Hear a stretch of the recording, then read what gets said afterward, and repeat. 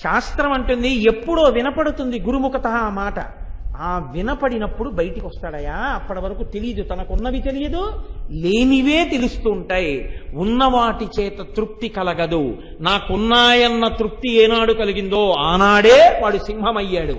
ఇది వినబడితే ఆ లోలత్వములోంచి బయటికి వచ్చేటట్టుగా అమ్మవారి అనుగ్రహం ఒక గురు రూపంలో వచ్చి మాట్లాడటమే అమ్మవారి మెడలో ఉన్న హారములకు సంకేతం. కాబట్టి ఇప్పుడు ఆ కోరికల మీద యుద్ధం చెయ్యాలి అంటే అది సింహమై ఉండాలి. సింహంగా ఎలా ఉంటుంది అంటే ఆ కోరికల గురించి నీకు ఒక అవగాహన రావాలి. ఈ అవగాహన అమ్మవారు ఎంత గొప్పగా చెప్తోందో చూడండి. జీర్యంతే జీర్యత కేశాః దంతా జీర్యంతి జీర్యతః జీర్యతశ్చక్షుషీ శ్రోత్రే తృష్టైకా తరుణాయతే. సింహం అవ్వాలనుకున్నవాట ఒక పరిశీలనం చేస్తాట. నాకు జీర్యంతే జీర్యత కేశాః, ఈ జుట్టు నేను పుట్టినప్పుడు నల్లగా ఉండేది. ఒక 10 సంవత్సరాల క్రితం మొత్తం నల్లగా ఉండేది. ఒక 5 సంవత్సరాల క్రితం అక్కడక్కడ తెల్ల వెంట్రుకలు ఉండేవి. ఇప్పుడు తెల్ల వెంట్రుకలు ఎక్కువ అవుతున్నాయి, నల్ల వెంట్రుకలు తక్కువ అవుతున్నాయి. అంటే ఈ శరీరము జీర్ణావస్థని పొందడం సిద్ధపడుతోంది. దీనికి వృద్ధాప్యం రాబోతోంది. ఇది మార్పు చెందుతోంది. బహుశః అదే తొట్టతుద మార్పు. ఆ మార్పు చెందే లోపల నేను ఎక్కువగా ఈశ్వరుణ్ణి సేవించుకోవాలి. ఈ శరీరమునందు వెంట్రుకలు తెల్లబడిపోతున్నాయి. దంతా జీర్యంతి జీర్యతః, పళ్ళు పరమపటుత్వంతో ఉండేవి. చెరుకు కర్రలు కొరికేసేవాణ్ణి. కానీ ఈ పళ్ళు ఇప్పుడు గట్టిగా బ్రష్ పెట్టి రుద్దితే తట్టుకోలేక పళ్ళు ఊడిపోతున్నాయి. కాబట్టి నా దంతములు ఊడి పడిపోతున్నాయి. జీర్యతశ్చక్షుషీ శ్రోత్రే, అంత దూరంలో ఉన్నదాన్ని చూసేవాణ్ణి. నలకలంతంత అక్షరాలు అసుర సంధ్య వేళలో సూర్యాస్తమయం అవుతుండగా గదిలో కూర్చుని కళ్ళజోడు లేకుండా చదివేవాణ్ణి. అటువంటిది కళ్ళజోడు పెట్టుకుంటే తప్ప చదవలేని స్థితి ఈ కన్నులకు కలిగింది. తృష్టైకా తరుణాయతే, ఏది ఇంకా పటుత్వంతో శరీరంలో ఉండిపోయిందంటే ఆనాటి నుంచి ఈనాటి వరకు ముదుసలితనం రాకుండా పటుత్వంతో ఉండిపోయింది ఏది అంటే నా కోరికలు ఒక్కటే. నిద్ర చాలా హాయిగా ఉందండి అని ఎందుకంటారో తెలుసా అండి? ఇంద్రియాలని పట్టుకుని మనసు ఆత్మలోకి వెళ్ళిపోతుంది, మనసు ఉండదు, అందుకే హాయిగా ఉంటుంది. అది బయటికి వస్తుంది మొదలు. లేస్తూనే ఇవాళ ఆ పని చెయ్యాలి, ఇవాళ ఈ పని చేయాలి. ఆ పనికి వెళ్ళినప్పుడు ఆయన ఇలా అంటే ఇలా చెప్పేద్దాం, ఆయనకి తెలిసి వచ్చింది ఏమిట్లే అంటుంది. అది సంకల్ప వికల్ప సంఘాతం. అది ఎప్పుడు కోర్కెని తిరస్కరించడం ఉండదు. సాధారణంగా మనసు పని ఏమిటంటే కోర్కెని సృష్టిస్తుంది. ఈ పని చేద్దాం, ఆ పని చేద్దాం, అక్కడికి వెడదాం, ఇక్కడికి వెడదాం, ఇది చేద్దాం, అది చేద్దాం, ఇది సంపాదిద్దాం, అది సంపాదిద్దాం, ఇది అనుభవిద్దాం, అది అనుభవిద్దాం చెప్తూనే ఉంటుంది. ఈ చెప్పేటటువంటి మనస్సు కోరికలను ఆలంబనంగా చేసుకుని తిప్పుతుంది తప్ప ఇంకా దేన్ని ఆలంబనం చేసుకోదు. ఏదో ఒక కోరిక పట్టుకుంటుంది.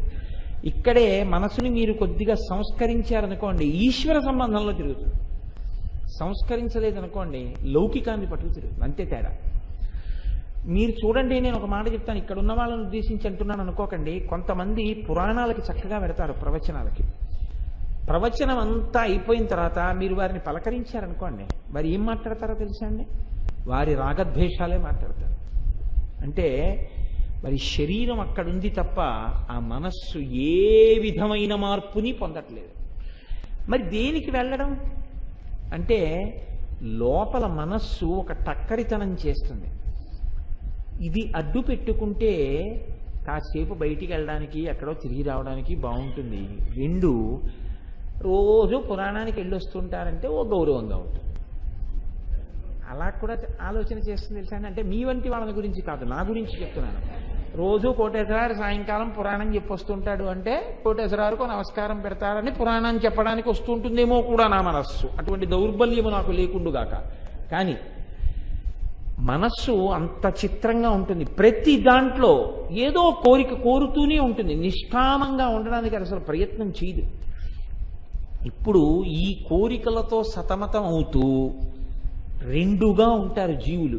ఒకళ్ళు భగవంతుణ్ణి సేవిస్తూ ఉంటారు, గుడికి ఎడుతూ ఉంటారు, పూజ చేస్తూ ఉంటారు. ఎందుకు చేస్తారో తెలుసా అండి? వాళ్ళకి భగవంతుడనేటటువంటి వాడు దేనికి పనికి వస్తాడంటే వీళ్ళ కోరికలన్నీ ఆయన తీరుస్తుంటాడు.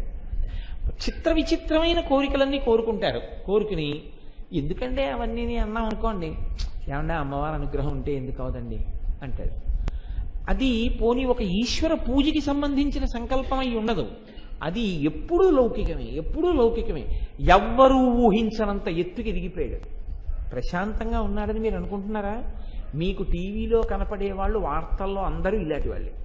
ఒంటికి 85 ఏళ్ళు 90 ఏళ్ళు వస్తాయి, వాడికి ఇంకా ఏదో అవలేదని ఏడుపుంటుంది, ఇప్పుడు ఏదో చెయ్యాలని తిరుగుతుంటాడు ఎక్కడ తప్ప. వాడు ఎప్పుడూ ఈశ్వరార్చన యందు గుళ్ళోనూ గోపురంలోనూ కనపడదు. ఏమండి? అంటే వయస్సు వచ్చేస్తున్నా ఈ లోలత్వం ఎలా ఉంటుందంటే నా వల్ల జరుగుతుంది అనుకుంటుంటాడు. నేనేదో ఇంతవాణ్ణి, నేనేదో అంతవాణ్ణి, నేను అప్పుడు పుట్టాను కాబట్టి నాకు ఇంత ఉంది, నేను ఫలానా చోట ఇన్నేళ్ల నుంచి ఉంటున్నాను, అందుకని నా మాట ఎవరు కాదంటారని ఎక్కడికో పెడతాడు. అసలు వాళ్ళు వీళ్ళకి మొహం కూడా చూపించక భంగపడి తిరిగి వచ్చేస్తుంటాడు. అయితే బాగుపడతాడు అనుకుంటున్నారా మీరు? వాడేం బాగుపడ్డాడు. వాడు 10 మందికి నేను మళ్ళీ దీన్ని సాధించగలనని ఏదో మాట్లాడుతుంటాడు. అంటే ఈ లోలత్వం ఎంత దారుణంగా ఉంటుందంటే దానికి ఈశ్వర సంబంధం కూడా ఉండదు. నేనేం చెప్తున్నానో పట్టుకోలేనంత పసిపాపలేం కాదు మీరు. కాబట్టి ఈ లోలత్వం ఎలా ఉంటుందో తెలుసా అండి? దీనికి ఈశ్వర సంబంధం ఉండదు. వాడు ఎంతసేపు తనవేవో చూసుకుంటుంటాడు. క్రెడెన్షియల్స్ అంటారు.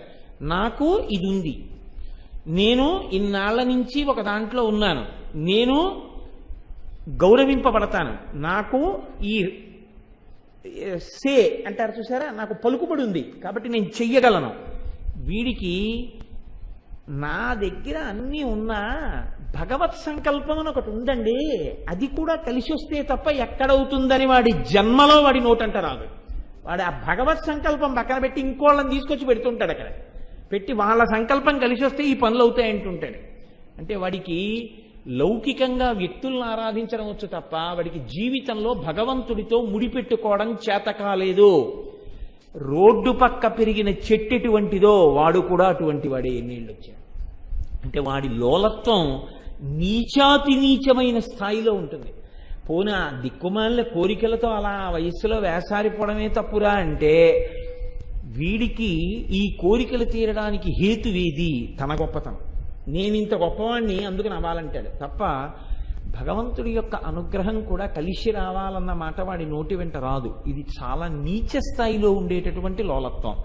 దీని గురించి నేను ఎంత తక్కువ మాట్లాడితే అంత మంచిది. ఎందుకంటే అది ఎంచుకోవలసిన పదము కాదు, అసలు ఆ స్థాయిలో ఎవరు ఉండకూడదు, ఈశ్వరానుసంధానం చేసుకోకుండా ఉండకూడదు. అందుకే ఎప్పుడైనా భగవంతుడి దగ్గరికి వెడితే పెద్దలు ఏం చెప్తారంటే ఒక్క నమస్కారం చేయి చాలని చెప్తారు. ఏమని చెప్తారు అంటే, ఈశ్వర నీ పాదముల యందు నాకు నిశ్చలమైన భక్తిని కృప చెయ్యి, నీ పాదముల యందు భక్తి చెదిరిపోకుండుగాక అని కోరుకో చాలంటారు. నువ్వు భక్తితో ఉంటే నీకు ఆయన పాదముల యందు భక్తి నిలబడిపోతే నీకు ఏవి మంచివో నీకు ఏవి అవసరమైనవో అవన్నీ ఆయన సమకూరుస్తాడు.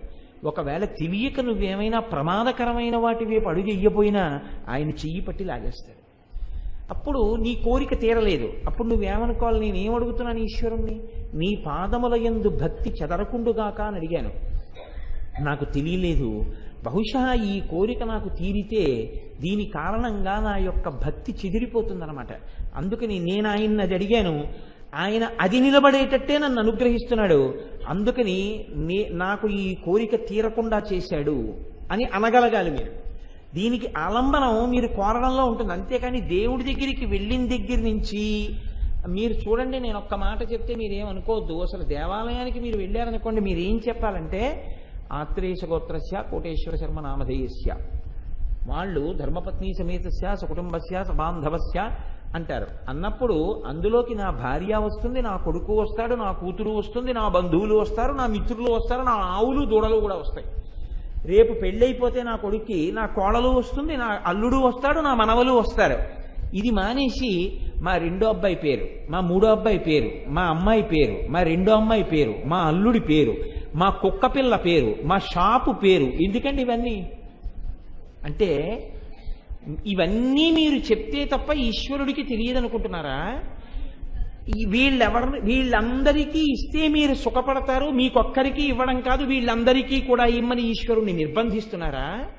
లేకపోతే వాళ్ళకి ఏదైనా భంగపాటు కలిగితే నువ్వు బాధపడతావన్న విషయం వాడికి తెలియదనుకుంటున్నారా? ఎందుకు చెప్తున్నారు వేదం చెప్పని విషయాన్ని?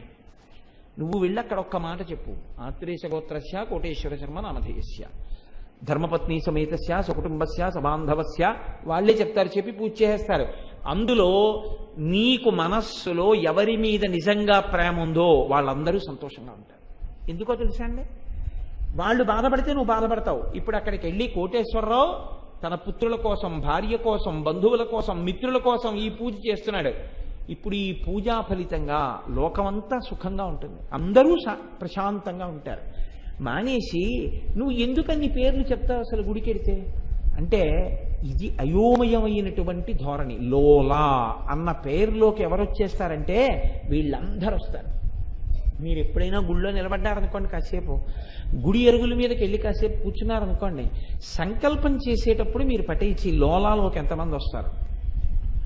అక్కడికి వెళ్ళి నిరపేక్షగా నిలబడి మీ గోత్రం చెప్పండి అంటే గోత్రం పేరు చెప్పి సకుటుంబస్య అని చెప్పండి అన్నాడు అనుకోండి, అంటే ఆయన ఈశ్వర అనుగ్రహాన్ని ఎలా కోరుకోవాలో ఆ మర్యాద తెలుసున్నవాడు అని అర్థం.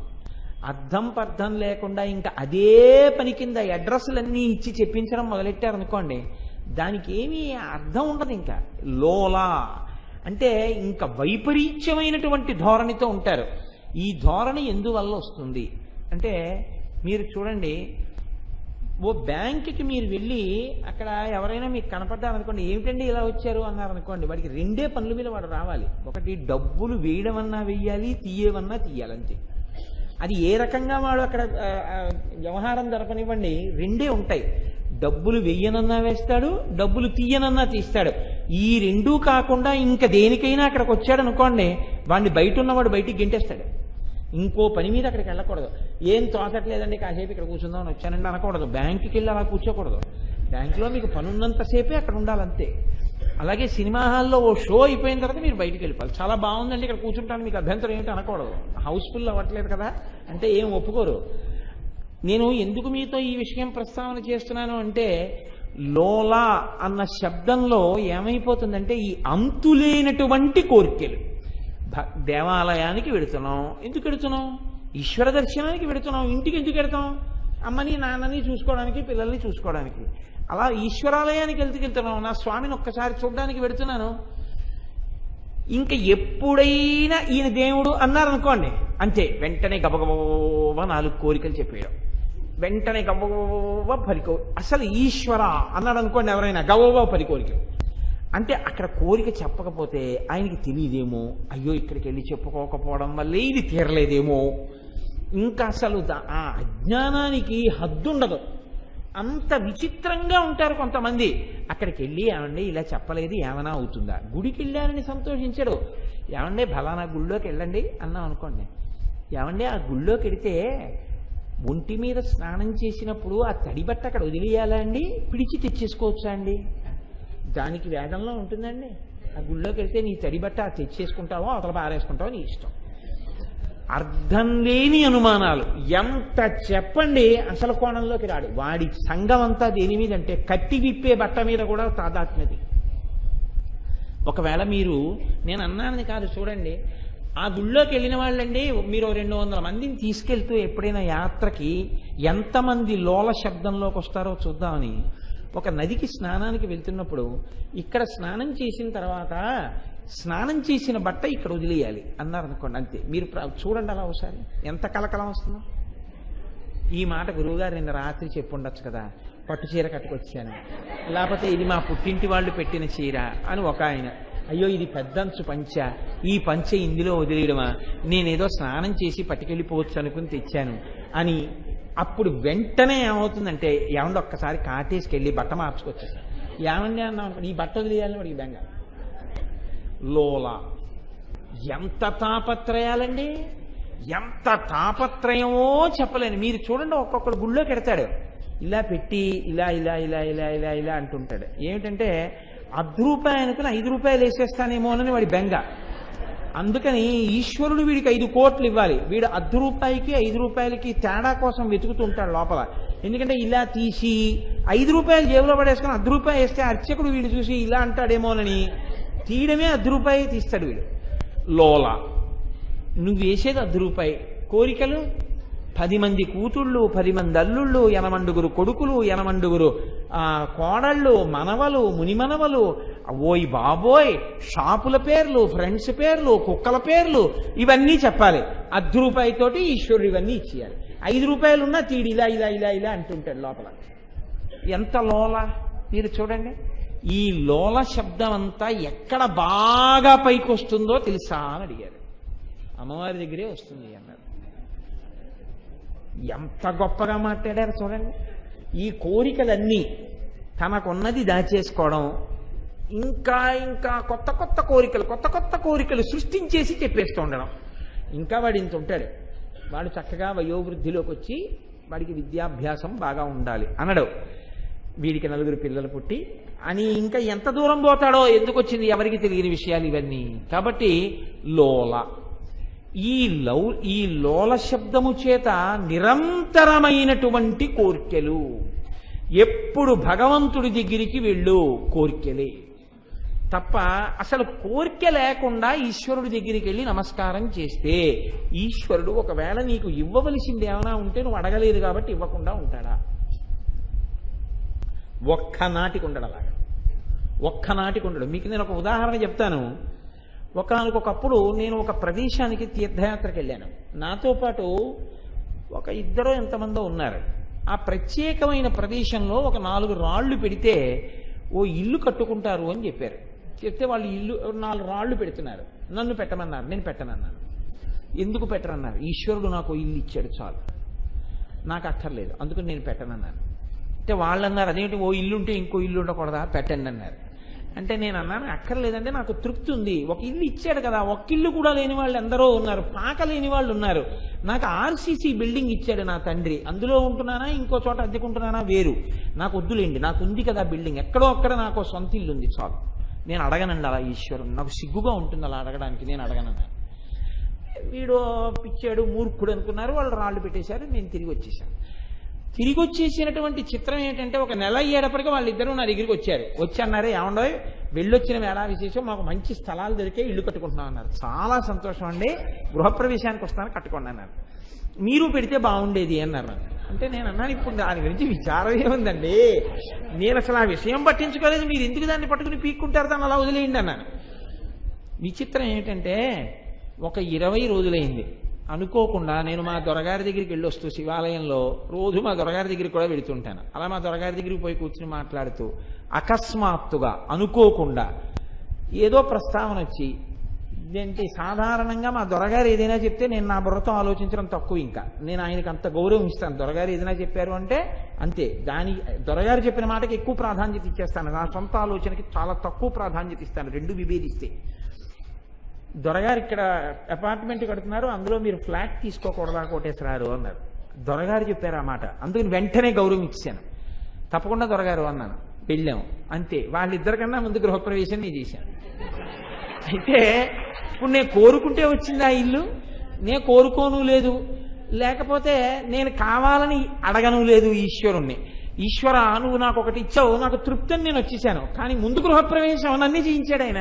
అప్పుడు నేను అనుకున్నాను, నా నిమిత్తం ఏముంది, వీడు వద్దు వద్దు అంటున్నాడు కానీ పాపం వీడికో ఇల్లు ఇద్దాం అనుకున్నాడు ఆయన, ఇచ్చాడు, ఈశ్వర ప్రసాదం అనుకున్నాను అంతే. కాబట్టి నేను ఈ మాట ఎందుకు చెప్తున్నానంటే స్వాత్కర్ష కింద చెప్పానని మీరు అనుకోకండి. ఒక్కొక్క చోట మీరు వినయంతో విధేయతతో ఈశ్వరుడు ఇచ్చిన దానికి తృప్తితో నిలబడితే పొంగిపోయి ఈశ్వరుడు మళ్ళీ ఇస్తాడు.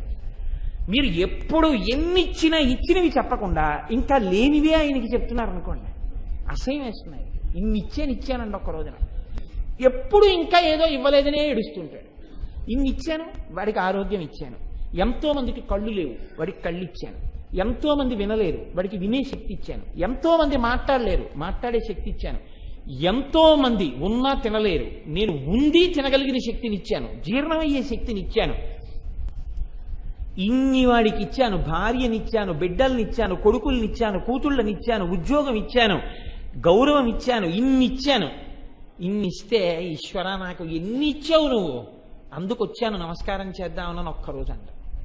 ఇంకా ఏదో ఇవ్వలేదని వస్తాను నా దగ్గరికి. ఎంత అసహ్యం వేస్తుందండి ఆయనకి. అక్కడి నుంచి చూడగానే అమ్మో మళ్ళీ వచ్చేస్తున్నాడు బాబోయ్ అనుకోడు.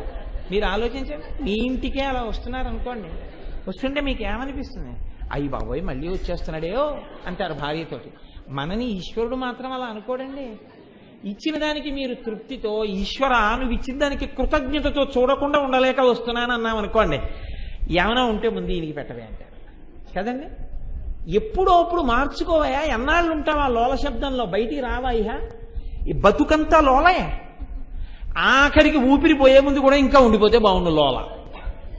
ఇంకెప్పుడు వచ్చావు బయటికి? ఈ లోల ఉన్న వాళ్ళందరికీ దిక్కెవరు? ఆవిడే. ఇన్ని కోట్ల జీవరాశులు ఇంత స్వార్థంతో వెళ్ళి అలా చేస్తున్నా ఆవిడ మాత్రం కోప్పడకుండా అలా ఇస్తూనే ఉంది. ఎంత గొప్పదానివమ్మా, అది కదమ్మా నీ హారం, అది నీ భూషణం.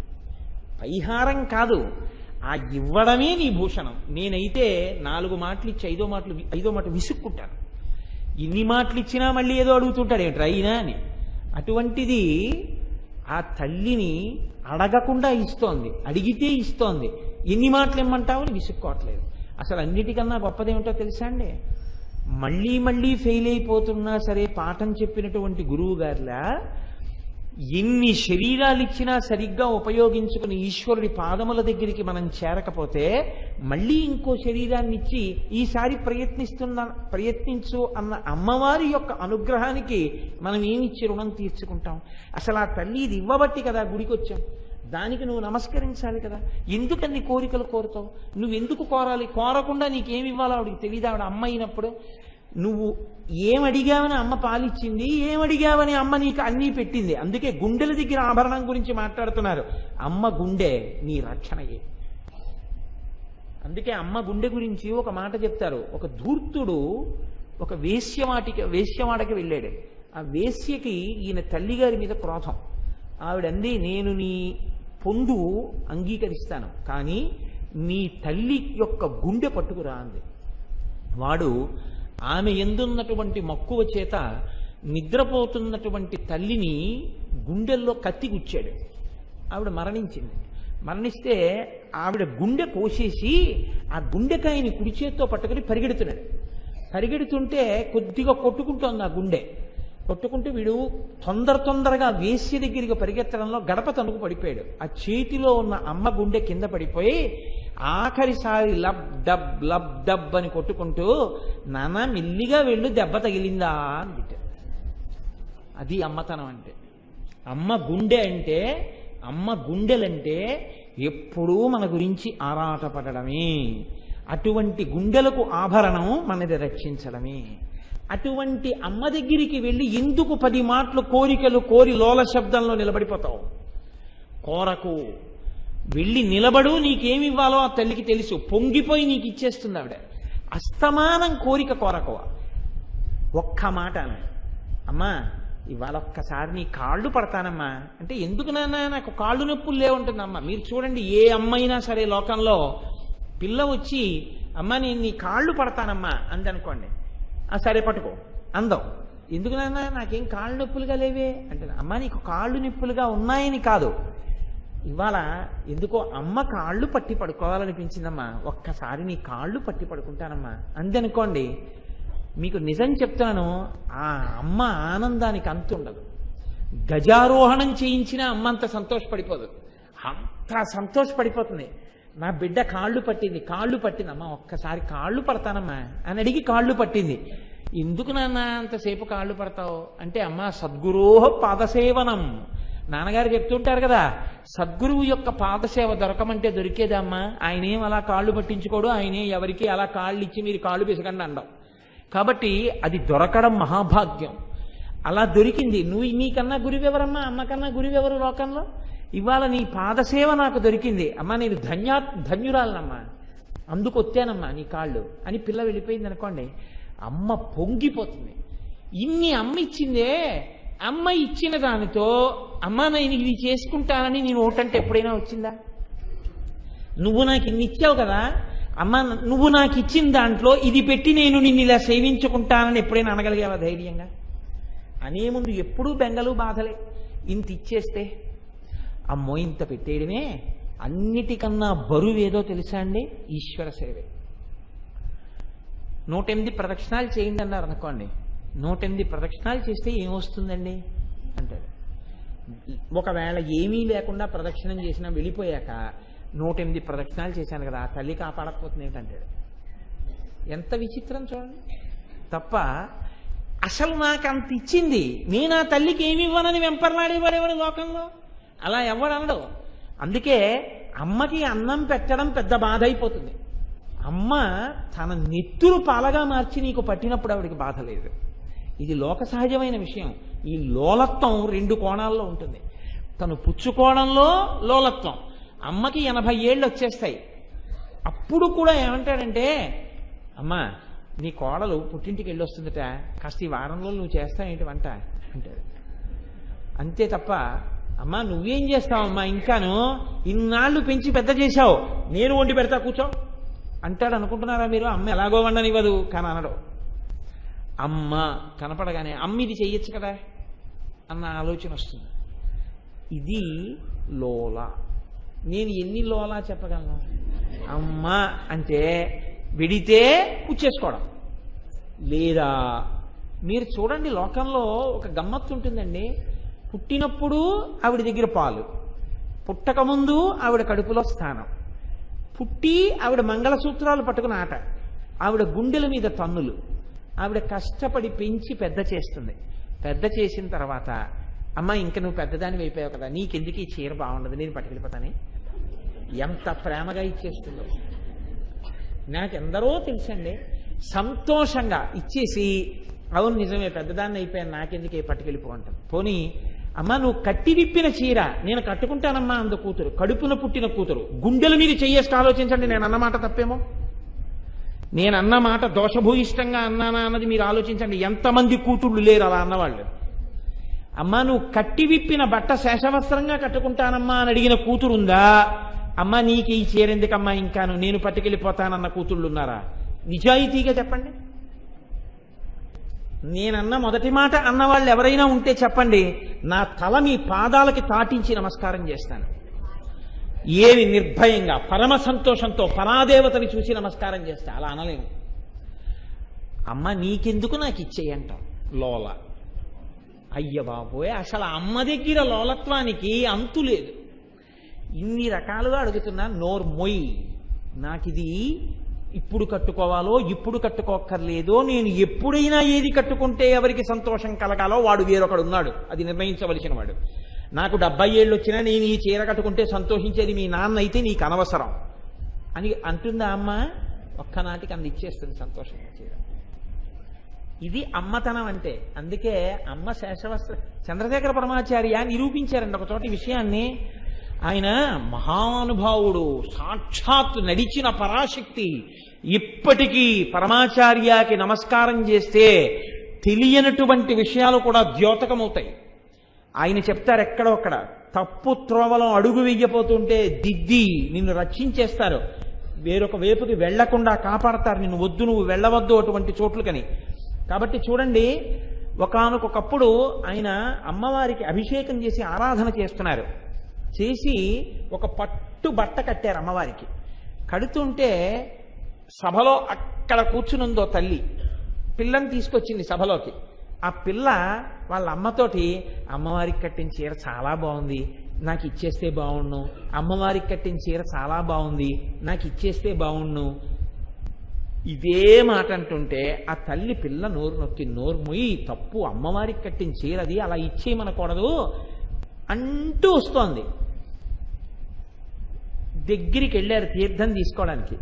ఈ పిల్ల నోరు ఇలా పట్టుకుంది తల్లి, గబుక్కుని చీర అంటుందేమోనని తీర్థం తీసుకుంటోంది. పరమాచార్య తీర్థం ఇవ్వడం ఆపేసి ఇలా చూసి గబగబా వెళ్ళి అమ్మవారికి కట్టిన చీర విప్పేసి తీసుకొచ్చి ఆ పిల్ల చేతిలో పెట్టేశారు. ఆయనే పరాశక్తి. ఆ స్థితిని పొందారండి వాళ్ళు ఉపాసనలో. అందుకే వాళ్ళు మహాపురుషులు, వాళ్ళు సనాతన ధర్మానికి గొడుగులు. వాళ్ళ వల్ల నిలబడింది ఈ సనాతన ధర్మం. వాళ్ళ పేరు తలుచుకోకపోతే కృతజ్ఞులం. ఇంత చేసి పరమాచార్య అన్నారు, నాదే ఉంది, నేను శంకరాచార్యులు వారి వేషం కట్టినందుకు నాకు నమస్కారం చేస్తున్నారు, నా గొప్పతనం ఏం లేదన్నారు. నాదింత గొప్పతనమని పరమాచార్య జీవితం మొత్తం మీద ఒక్కసారి అనలేదు. నేను ఇంతటి వాణ్ణి అని ఆయన అనలేదు. నేను ఇది చేస్తున్నాను అని ఆయన అనలేదు.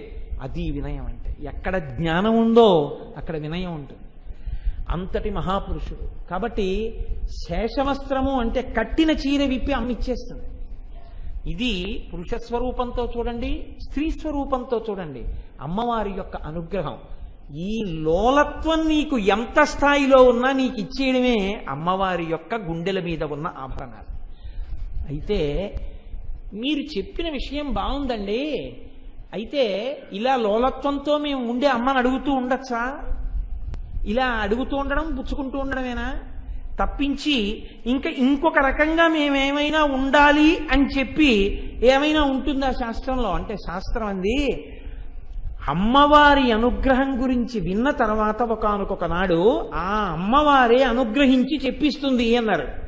ఆ తల్లికి ఏనాడు అనుగ్రహం కలుగుతుందో ఆనాడు ఆ తల్లి ఎవరెవరిలో మార్పు తేవాలనుకుందో వారికి చెప్పిస్తుంది లోలత్వం గురించి. చెప్పిస్తే ఆనాడు వాళ్ళు అంటారు, చిచ్చి చాలు మా లోలత్వం, ఇక మేము అమ్మని అడిగేది లేదు, అమ్మే ఇస్తుంది మాకు కావలసినవన్నీ, ఇక నుంచి అమ్మకి మేమేం చేయగలమో చూస్తామంటారు. ఇప్పుడు వీళ్ళు ఈ మాట ఎందుకు అనగలిగారో తెలుసా? అంటే ఎంత గంభీరంగా మాట్లాడారో తెలుసా అండి? లోలత్వము నుంచి బయటికి వచ్చేస్తున్నారు అన్నారు. లోలత్వం నుంచి బయటికి ఎందుకు వస్తారు అని అడిగారు. ఈ భావన ఎప్పుడు ఉండిపోతుందా? మరి అప్పుడు కూడా పూజ చేస్తారు కదా, అప్పుడు కూడా పూజ చేస్తున్నారు కదా. ఈ లోలత్వం నుంచి బయటికి వచ్చినా ప్రదక్షిణం అంటారా, గుడికి వెళ్ళడం అంటారా, పూజ చేయడం అంటారా? అప్పటికి ఇప్పటికీ తేడా ఏముంటుందని అడిగారు. అడిగితే లోలత్వం నుంచి బయటికి వచ్చి అమ్మని నేను అడగక్కర్లేదు, అమ్మే నాకు అన్నీ ఇచ్చి కాపాడుతుందన్న భావన వచ్చే ముందు గురుముఖతః ఏది వినబడుతుందో చెప్తున్నారు, ఏ మార్పు వస్తుందో చెప్తున్నారు. ఎంత గొప్ప మాట చెప్తున్నారో చూడండి. జడాస్తపోభిశ్లధయంతి దేహం బుధా మనశ్చాపి వికారహేతుం శాముక్తమస్త్రం దశతీతి కోపాత్ క్షేప్తారముద్దిశ్య హినస్తి సింహః. ఒక వ్యక్తి చేతిలో ఒక కర్ర పట్టు కూర్చున్నాడు. అదో చిన్న కర్ర, హ్యాండ్ స్టిక్ అంటారే అంత చిన్నటిది. కూర్చుంటే ఒక కుక్క ఇంట్లో తిరుగుతుంటే ఈయన ఏం చేశాడంటే ఆ కుక్కకి ఆ కర్ర ఇలా విసిరాడు. విసిరితే కుక్క ఏం చేసిందంటే కర్ర ఎక్కడికి విసిరాడో అక్కడికి పరిగెత్తుకుంటూ వెళ్ళి నోటిలో కరుచుకుని ఆ కర్ర మళ్ళీ పట్టుకుని యజమాని దగ్గరికి వచ్చింది. వచ్చి అక్కడ వదిలిపెట్టింది. వదిలిపెడితే ఆ నోట్లో ఉన్న కర్ర మళ్ళీ తీసుకున్నాడు. తీసుకుంటే అది ఇలా ఇలా ఇలా ఇలా నాలిక జాపి చూస్తోంది. మళ్ళీ ఆయన ఏం చేశాడంటే కర్ర ఇలా విసిరాడు. మళ్ళీ కుక్క పరిగెత్తుకుంటే కర్ర ఎక్కడ పడుతుందో ఆ పడక ముందే పరిగెత్తింది కర్రతో పాటు. కర్ర ఇలా పడగానే నోటితో కలిసి పట్టుకుంది. పట్టుకుని మళ్ళీ పరిగెత్తుకుంటూ వెనక్కి వచ్చింది. వచ్చి ఇలా నిలబడింది. మళ్ళీ నోట్లో కర్ర తీసుకున్నాడు. ఇలా యజమాని ఎన్ని మాటలో కర్ర విసిరాడు. ఎన్ని మాటలు యజమాని కర్ర విసిరితే కుక్క అన్ని మాటలు పరిగెత్తి కర్ర తెస్తూనే ఉంది. ఈయన ఒకవేళ ఈ లోపల కర్ర విసరడం మానేసి కర్ర చేత్తో పట్టుకుని ఇటు తిరిగి భార్యతో ఏదో మాట్లాడుతున్నాడు అనుకోండి, అది అక్కడే నిలబడి కుక్క కర్ర విసురుతాడని తోక ఊపుతూ అలా నిలబడే ఉంది. ఆఖరికి ఆయన మాట్లాడేసి మళ్ళీ ఇటు చూసేటప్పటికి అది అలాగే పడుకునుంది తోక ఊపుతూ. అంటే కర్ర విసురు నేను పట్టుకొస్తానని మళ్ళీ కర్ర విసిరాడు. మళ్ళీ వెళ్ళింది, మళ్ళీ తెచ్చింది. ఆఖరికి ఆయన ఆడి ఆడి కర్ర అక్కడ బాలేశాన్ని లోపలికి వెళ్ళిపోయాడు.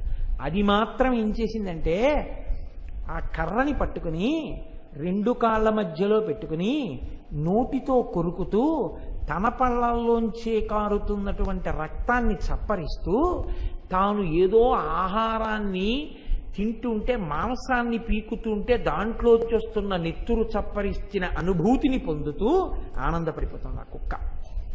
ఈయన మరునాడు వచ్చి కూర్చున్నాడు. ఎక్కడి నుంచి వచ్చిందో ఒక సింహం ఒకటి అలా లోపలికి వచ్చింది. ఆయన చూశాడు. ఆ సింహం వచ్చి అలా నిలబడింది. నిలబడితే నిన్నటి రోజున సాయంకాలం వేళ కుక్క వచ్చింది. నేను ఇలా కర్ర విసిరాను. పరిగెత్తుకెళ్ళి పట్టుకుని వచ్చింది. ఆ కుక్కకి తోకుంది, ఈ సింహానికి తోకుంది. ఆ కుక్క భూమికి అడ్డంగా ఉంది, సింహం కూడా అడ్డంగా ఉంది. కుక్కకి నోరుంది, సింహానికి నోరుంది. కుక్కకి పళ్ళున్నాయి, సింహానికి పళ్ళున్నాయి. కుక్కకి 4 కాళ్ళున్నాయి, సింహానికి 4 కాళ్ళున్నాయి. కాబట్టి ఇది కూడా తెస్తుంది అనుకున్నాడు. అనుకుని ఆయనకి సింహము అని తెలియదు. తెలియక ఏం చేశాడంటే కర్రీలా విసిరాడు. ఆ సింహం ఏం చేసిందంటే కర్ర దగ్గరికి వెళ్ళడం మానేసి ఎవడు కర్ర విసిరాడో వాడి మీద పడింది. బాగా పట్టుకోగలిగారా? కుక్కగా బతికితే కర్ర తేవడమే అలవాటు అవుతుంది. ఒక్కసారి సింహం అయితే కర్ర విసిరిన వాడి మీద పడడం అలవాటు. కోరికల వెంట పడడం అలవాటైతే కుక్క కర్ర పట్టుకున్నట్టు ఆ కోరికల వెంట తిరుగుతూనే ఉంటాం. ఆ కోరిక తీరింది అన్నప్పుడల్లా దాంట్లోంచి నిత్తురు రావట్లేదు, నీ పళ్ళల్లోంచి నిత్తురు వస్తుంది. సుఖం కొత్తగా రావట్లేదు, నీలో ఉన్నది ఉద్భుతమవుతోంది. తీరిందని వెంపర్లాడి నీ జీవితం పాడు చేసుకుంటున్నావు. సింహం అలా కాదు, ఎవడు కర్ర విసిరాడో వాడి మీద దూకుతుంది. నువ్వు సింహం అవ్వగానే నీ లోలత్వం పోయి, ఏమిటి నాకు ఈ వెర్రి కోరికలు, ఎంత వయసు వస్తున్నా ఈ కోరికలకు హద్దు లేదా అని నువ్వు కోరికల మీద పడతావు. కోరికలు తీర్చే వాళ్ళ వెంట వెళ్ళి అలా అమ్మవారి చుట్టూ పరిగెత్తి కుక్క పరిగెత్తినట్టు పరిగెత్తడం కాదు, సింహంలా నిలబడతావు.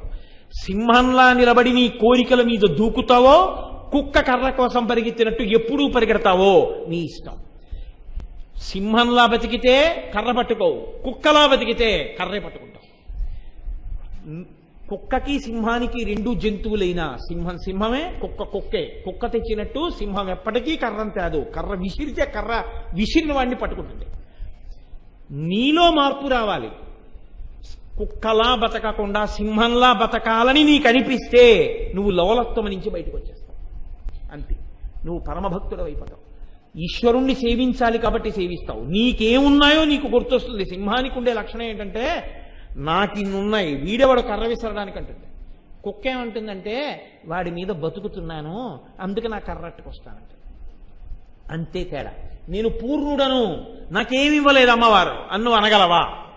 నాకేమివ్వలేదండి నా తల్లి, నాకు ఉద్యోగం ఇచ్చింది, నాకు చక్కటి శరీరాన్ని ఇచ్చింది, నాకు అవయవాలన్నీ ఇచ్చింది, బలం ఇచ్చింది, ఆరోగ్యం ఇచ్చింది, తినడానికి అన్నం ఇచ్చింది. ఒకరి దగ్గర ఇలా చెయ్యి చాపవలసిన అవసరం లేకుండా మనిషికి ఏముండాలో ఆ ఇల్లు ఇచ్చింది, బట్ట ఇచ్చింది, తిండి ఇచ్చింది, ఓ కొడుకునిచ్చింది, ఓ కూతురునిచ్చింది, భగవంతుడి గురించి చెప్పుకునే అదృష్టాన్ని ఇచ్చింది, ఒక 100 మంది వినేటట్టుగా చెప్పగలిగినటువంటి వాక్ మాధుర్యాన్ని ఇచ్చింది, పూజ చేసుకోవడానికి చేతులు ఇచ్చింది, ప్రదక్షిణానికి కాళ్ళు ఇచ్చింది, 60 ఏళ్లు ఉద్యోగం చేసుకునే ఉద్యోగం ఇచ్చింది, తర్వాత బతకడానికి పెన్షన్ ఇచ్చింది. ఇంకా నాకేమి ఇవ్వాలండి మా అమ్మ అని నువ్వు అనగలిగితే నువ్వు కర్ర కోసం వెంపర్లాడేవాడివి కావు, లోపల నుంచి వచ్చే కోరికల మీద దుమకగలిగిన సింహానివయ్యావు. ఎన్ని ఉన్నా ఇంకా ఏదో లేదని నువ్వు ఏడవడం మొదలు పెడితే నువ్వు ఎప్పటికీ కుక్కవే. నన్ను క్షమించండి, నేను మిమ్మల్ని అంటలేదు, బాగా గుర్తుపెట్టుకోండి, నా మీద పెట్టుకున్నాను. కుక్కగా బతక కోటేశ్వరరావు, సింహంలా బతకడం ఎప్పటికైనా నేర్చుకో అని నాకు నేను బోధ చేసుకుంటున్నాను. ఎందుకు చేసుకుంటున్నాను? ఈ సభలో ఇన్ని సింహాల మధ్యలో కూర్చున్నాను కాబట్టి ఈ సింహాల పోలిక నాకు రాకపోతుందా అని. కాబట్టి శాస్త్రం అంటుంది, ఎప్పుడో వినపడుతుంది గురుముఖత ఆ మాట, ఆ వినపడినప్పుడు బయటికి వస్తాడయా. అప్పటి వరకు తెలియదు, తనకున్నవి తెలియదు, లేనివే తెలుస్తూ ఉంటాయి. ఉన్నవాటి చేత తృప్తి కలగదు. నాకున్నాయన్న తృప్తి ఏనాడు కలిగిందో ఆనాడే వాడు సింహమయ్యాడు. ఇది వినబడితే ఆ లోలత్వములోంచి బయటికి వచ్చేటట్టుగా అమ్మవారి అనుగ్రహం ఒక గురు రూపంలో వచ్చి మాట్లాడటమే అమ్మవారి వెడలో ఉన్న హారములకు సంకేతం. కాబట్టి ఇప్పుడు ఆ కోరికల మీద యుద్ధం చెయ్యాలి అంటే అది సింహమై ఉండాలి. సింహంగా ఎలా ఉంటుంది అంటే ఆ కోరికల గురించి నీకు ఒక అవగాహన రావాలి. ఈ అవగాహన అమ్మవారు ఎంత గొప్పగా చెప్తోందో చూడండి. జీర్యంతే జీర్యత కేశాః దంతా జీర్యంతి జీర్యతః జీర్యతశ్చక్షుషీ శ్రోత్రే తృష్టైకా తరుణాయతే. సింహం అవ్వాలనుకున్న వాట ఒక పరిశీలనం చేస్తాట. నాకు జీర్యంతే జీర్యత కేశాః, ఈ జుట్టు నేను పుట్టినప్పుడు నల్లగా ఉండేది. ఒక 10 సంవత్సరాల క్రితం మొత్తం నల్లగా ఉండేది. ఒక 5 సంవత్సరాల క్రితం అక్కడక్కడ తెల్ల వెంట్రుకలు ఉండేవి. ఇప్పుడు తెల్ల వెంట్రుకలు ఎక్కువ అవుతున్నాయి, నల్ల వెంట్రుకలు తక్కువ అవుతున్నాయి. అంటే ఈ శరీరము జీర్ణావస్థని పొందడం సిద్ధపడుతోంది. దీనికి వృద్ధాప్యం రాబోతోంది. ఇది మార్పు చెందుతోంది. బహుశః అదే తొట్టతుద మార్పు. ఆ మార్పు చెందే లోపల నేను ఎక్కువగా ఈశ్వరుణ్ణి సేవించుకోవాలి. ఈ శరీరమునందు వెంట్రుకలు తెల్లబడిపోతున్నాయి. దంతా జీర్యంతి జీర్యతః, పళ్ళు పరమపటుత్వంతో ఉండేవి, చెరుకు కర్రలు కొరికేసేవాణ్ణి. కానీ ఈ పళ్ళు ఇప్పుడు గట్టిగా బ్రష్ పెట్టి రుద్దితే తట్టుకోలేక పళ్ళు ఊడిపోతున్నాయి. కాబట్టి నా దంతములు ఊడి పడిపోతున్నాయి. జీర్యతశ్చక్షుషీ శ్రోత్రే, అంత దూరంలో ఉన్నదాన్ని చూసేవాణ్ణి. నలకలంతంత అక్షరాలు అసుర సంధ్య వేళలో సూర్యాస్తమయం అవుతుండగా గదిలో కూర్చుని కళ్ళజోడు లేకుండా చదివేవాడిని. అటువంటిది కళ్ళజోడు పెట్టుకుంటే తప్ప చదవలేని స్థితి ఈ కన్నులకు కలిగింది. తృష్టైకా తరుణాయతే, ఏది ఇంకా పటుత్వంతో శరీరంలో ఉండిపోయిందంటే ఆనాటి నుంచి ఈనాటి వరకు ముదుసలితనం రాకుండా పటుత్వంతో ఉండిపోయింది ఏది అంటే నా కోరికలు ఒక్కటే. దిక్కుమాల కోరికలు, వాటికి వృద్ధాప్యం రావట్లేదు. వెంట్రుకలు తెల్లబడిపోతున్నాయి, దంతాలు ఊడిపోతున్నాయి, చెవులు వినపడడం తగ్గిపోతోంది, కళ్ళకి చూడడం తగ్గిపోతోంది. కోరికలు మాత్రం నవయవ్వనంలోనే ఉన్నాయి.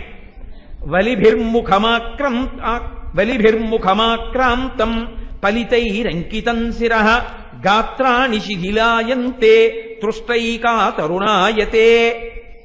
ముఖం ఒకప్పుడు చాలా చక్కగా చర్మం అంతా కూడా బిగువుతో ఉండేది.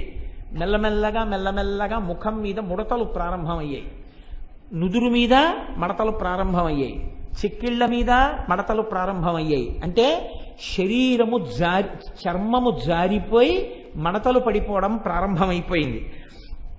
ఫలితైరంకితం శిరః, తల ఇలా పెట్టి ఉండలేను, ఇలా పెట్టి ఉండలేను, ఏదో నిప్పి ఇలా కూర్చోలేను, జుత్తా నిరిచిపోతోంది.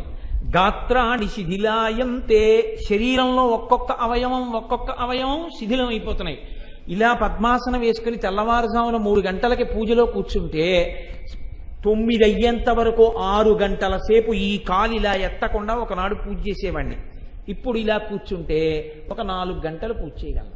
4 గంటల మించి కూర్చుందా అంటే ఇక్కడెక్కడో నొప్పి పెడుతుంది. అంటే ఇవన్నీ నా గురించి చెప్పుకుంటున్నాను అనుకుంటున్నారేమో, నేనేం అలా పూజ ఎప్పుడు చేస్తే శుభ్రంగా బాగే పొడుగుండేవాడినేమో. నా గురించి చెప్పుకుంటున్నాను అనుకోకండి. అంటే అవయవములు శిథిలం అవ్వడం అన్నది సభ మీద పెట్టి చెప్పకూడదు, తప్పది. మీకు శిథిలమైపోతున్నాయి అలా మాట్లాడకూడదు, అందుకని నా మీద పెట్టి చెప్పుకోవాలి. అందుకని అవయవములు శిథిలమైపోతున్నాయి. కూర్చుందామంటే మోకాళ్ళ నొప్పులు, ఏదైనా ఓ పని చేద్దామంటే ఒళ్ళు నొప్పులు, ఎక్కడికైనా వెళ్ళి కాస్త చలిగాల్లో నిలబడి ఇంటికి వస్తే పరిశం పట్టేస్తుంది, లేకపోతే దగ్గు వచ్చేస్తుంది, కాస్త ఎండలో అలా దేవాలయానికి వెళ్ళి వస్తే జ్వరం వచ్చేస్తుంది, కాస్త ఏదైనా మధుర పదార్థం తింటే షుగర్ రీడింగ్ ఎక్కువైపోతుంది, ఎక్కడైనా చిన్న పిసరి ఇలా గోక్కుంటే ఆ పుండు తగ్గాలంటే 15 రోజులు ఇన్సులిన్ పుచ్చుకోవాలి. ఏమైపోయింది శరీరం? శిథిలాయంతే, శరీరం అంతా శిథిలమైపోతుంది, సంధిబంధములన్నీ విడిపోతున్నాయి. కాబట్టి తృష్ణైకా తరుణాయతే, ఒక్కదానికి మాత్రం బిగువు చడలట్లేదు, తెల్లబడట్లేదు, అది ఏమీ శిథిలం అవ్వట్లేదు. ఏమిటది? కోరిక. ఎప్పుడూ కోరికలు మాత్రం వెంబడిస్తూనే ఉన్నాయి. అలాగా ఏదో కోరిక, దిక్కుమాలిన కోరికలు.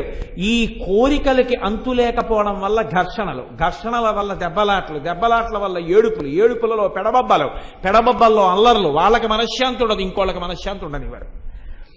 యథా వ్యాళ గళస్థోపి భేకోదాంశా నపేక్షతే తథా కాలాహినాగ్రస్తో జీవో భోగాన శాశ్వతాన్. ఏమిరా ఇన్నాళ్ళు పెద్దవాడిని అయిపోయాను, చేసిన నాళ్ళు చేశాను, 500 కాగితంకి 100 కాగితంకి తేడా తెలియట్లేదు, 5 రూపాయల బిళ్ళకి 10 రూపాయికి తేడా తెలియట్లేదు, ఇంకా ఎందుకురా ఈ బీరువా తాళాలను. ఇంకా నుంచి నాన్న ఏదో కొద్దిగా అమౌంట్ ఉంటే ఎప్పుడైనా నువ్వు లేనప్పుడు అవసరమైతే ఓ ఏటీఎం కార్డులో కొద్దిగా ఉంచు, మిగిలినవి బ్యాంక్ అకౌంట్లు అవన్నీ నీ పేరు మీద పెట్టేస్తున్నాను అమౌంట్లు. ఇంక నుంచి పూజ కూడా నువ్వు చెయ్యి, ఇంట్లో మంచి రోజు చూసుకుని. ఇక నుంచి నేను మానస పూజ చేస్తూ ఉంటాను, ఎందుకంటే అభిషేకం చేయబోయి పాత్రలు చేతులు తగిలి కింద పడిపోతున్నాయి అస్తమానం. పూర్వంలా బిగువు లేదు, చేయలేకపోతున్నాను పూజ. ఇక నుంచి నువ్వు చెయ్యి పూజ. నీరాజనం ఇచ్చేటప్పుడు నన్ను పిలు, వచ్చి కళ్ళకద్దుకుంటాను. కోడలికి అప్పచెప్తున్నాను, మన వంశం యొక్క గౌరవం పోకుండా ఇంటి మర్యాద నిలబెట్టండి. ఇక నుంచి నేను ఎక్కువ ఏదైనా పారాయణ చేసుకుంటూ, రామాయణ భారత భాగవతాలు చదువుకుంటూ, భగవద్కీర్తనలు వింటూ, దేవాలయాలను సేవిస్తూ నేను ప్రశాంతంగా గడుపుతాను.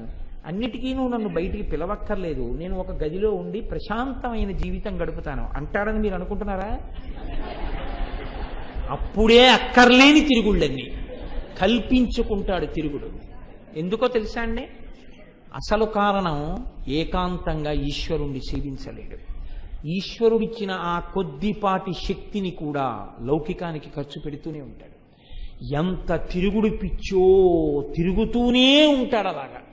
ఇంకా ఎంత పిచ్చో, ఇంకా డబ్బు నా పేరు మీద ఉండాలంటాడు, ఇంకా బీరువాలు నా పేరు మీద ఉండాలంటాడు, అన్నీ నాకు తెలిసి జరగాలంటాడు. ఇంకేమిటి నీకు తెలిసి జరగాలి?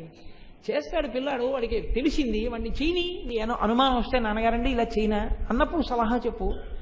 నువ్వు ఈశ్వరుణ్ణి మానసికంగా ఆరాధన చేస్తూ నీ కొడుకు తొట్టుపడకుండా నువ్వు చక్కగా ఉపాసన చెయ్యి. ఒక్కనాటికి చెయ్యలేడు, ఒక్కనాటికి సంఘ పరిత్యాగం చెయ్యలేడు. ఇంకా ఏదో కోడల మీద ఏడుపు, ఇంకా ఏదో భర్త మీద ఏడుపు, ఇంకా కొడుకుల మీద ఏడుపు. నాకు ఆశ్చర్యంగా ఉంటుంది లోకాన్ని చూస్తుంటే. కొడుకంటే ఇష్టం, కోడలంటే ఇష్టం లేదు. ఆ కొడుకు ఎలా సంతోషంగా ఉంటాడు నాకు చెప్పండి? అన్నం తింటున్నావా, గడ్డి తింటున్నావా? నీవు కోడలిగా వచ్చినప్పుడు నీ అత్తగారు అలా అన్నప్పుడు నీ భర్త ఎంత నలిగిపోయాడో నీకు అర్థం కాలా? నీ కోడల్ని ప్రేమగా చూసి నీ కోడలతో నువ్వు సఖ్యంగా ఉండి నీ కొడుకుతో కోడలు చక్కగా ఉంటుందిరా, నేను సంతోషంగా ఉంటున్నానంటే వాళ్ళిద్దరు సంతోషంగా ఉంటారు. నువ్వు కళ్ళ నీళ్లు పెట్టుకుని కోడలు అలా వెళ్ళేటప్పటికి కోడల మీద నేరాలు చెప్పి కొడుకు మనసు విరిచేస్తుంటే వాళ్ళిద్దరు ఏమి సంతోషంగా ఉంటారు? కొడుకు చూసి చూడక మాట్లాడక విసుక్కుంటుంటే నేనేదో సాధించాలని నీకు సంతోషమా? ఇదా ఈ జీవిత చరమాంకంలో నువ్వు సాధించే విజయం? అందుక నీ తుచ్చమైన సంస్కృతి, అందుక నువ్వు బతికున్నది ఇంకాను. ఎంత మర్యాదతో బతకాలి ఒక వయస్సు వచ్చిన తర్వాత. ఇంకా నీకు దేని మీద ఆపేక్ష? ఈశ్వరుడి పాదముల దగ్గర ఎందుకు పెట్టవు మనస్సు అంటే కోరికలు మీద పడుతూనే ఉన్నాయి. ఎంత గొప్పగా మాట్లాడుతున్నారో చూడండి. యథావ్యాళ గళస్తోపి అయిపోయింది. ఇంకేమిటి? సంధిబంధములన్నీ వెళ్ళిపోతున్నావు. పాము కప్ప అక్కడ కూర్చుని ఉంటుంది. కప్పని మింగే పాము ఏం చేస్తుందంటే ముందు నుంచి రాదు. ముందు నుంచి కానీ పాము వచ్చిందనుకోండి, కప్ప ఒక్క దూకి నీళ్లలోకి దూకేస్తుంది. 4 దూకులు దూకి వెళ్ళిపోతుంది అక్కడికి. అందుకని దొరకదని పాము ఏం చేస్తుందంటే వెనక నుంచి వస్తుంది. కప్ప ముందుకు చూస్తూ ఉంటుంది, వెనక నుంచి వచ్చి పావుని కప్పని పాము పట్టుకుంటుంది.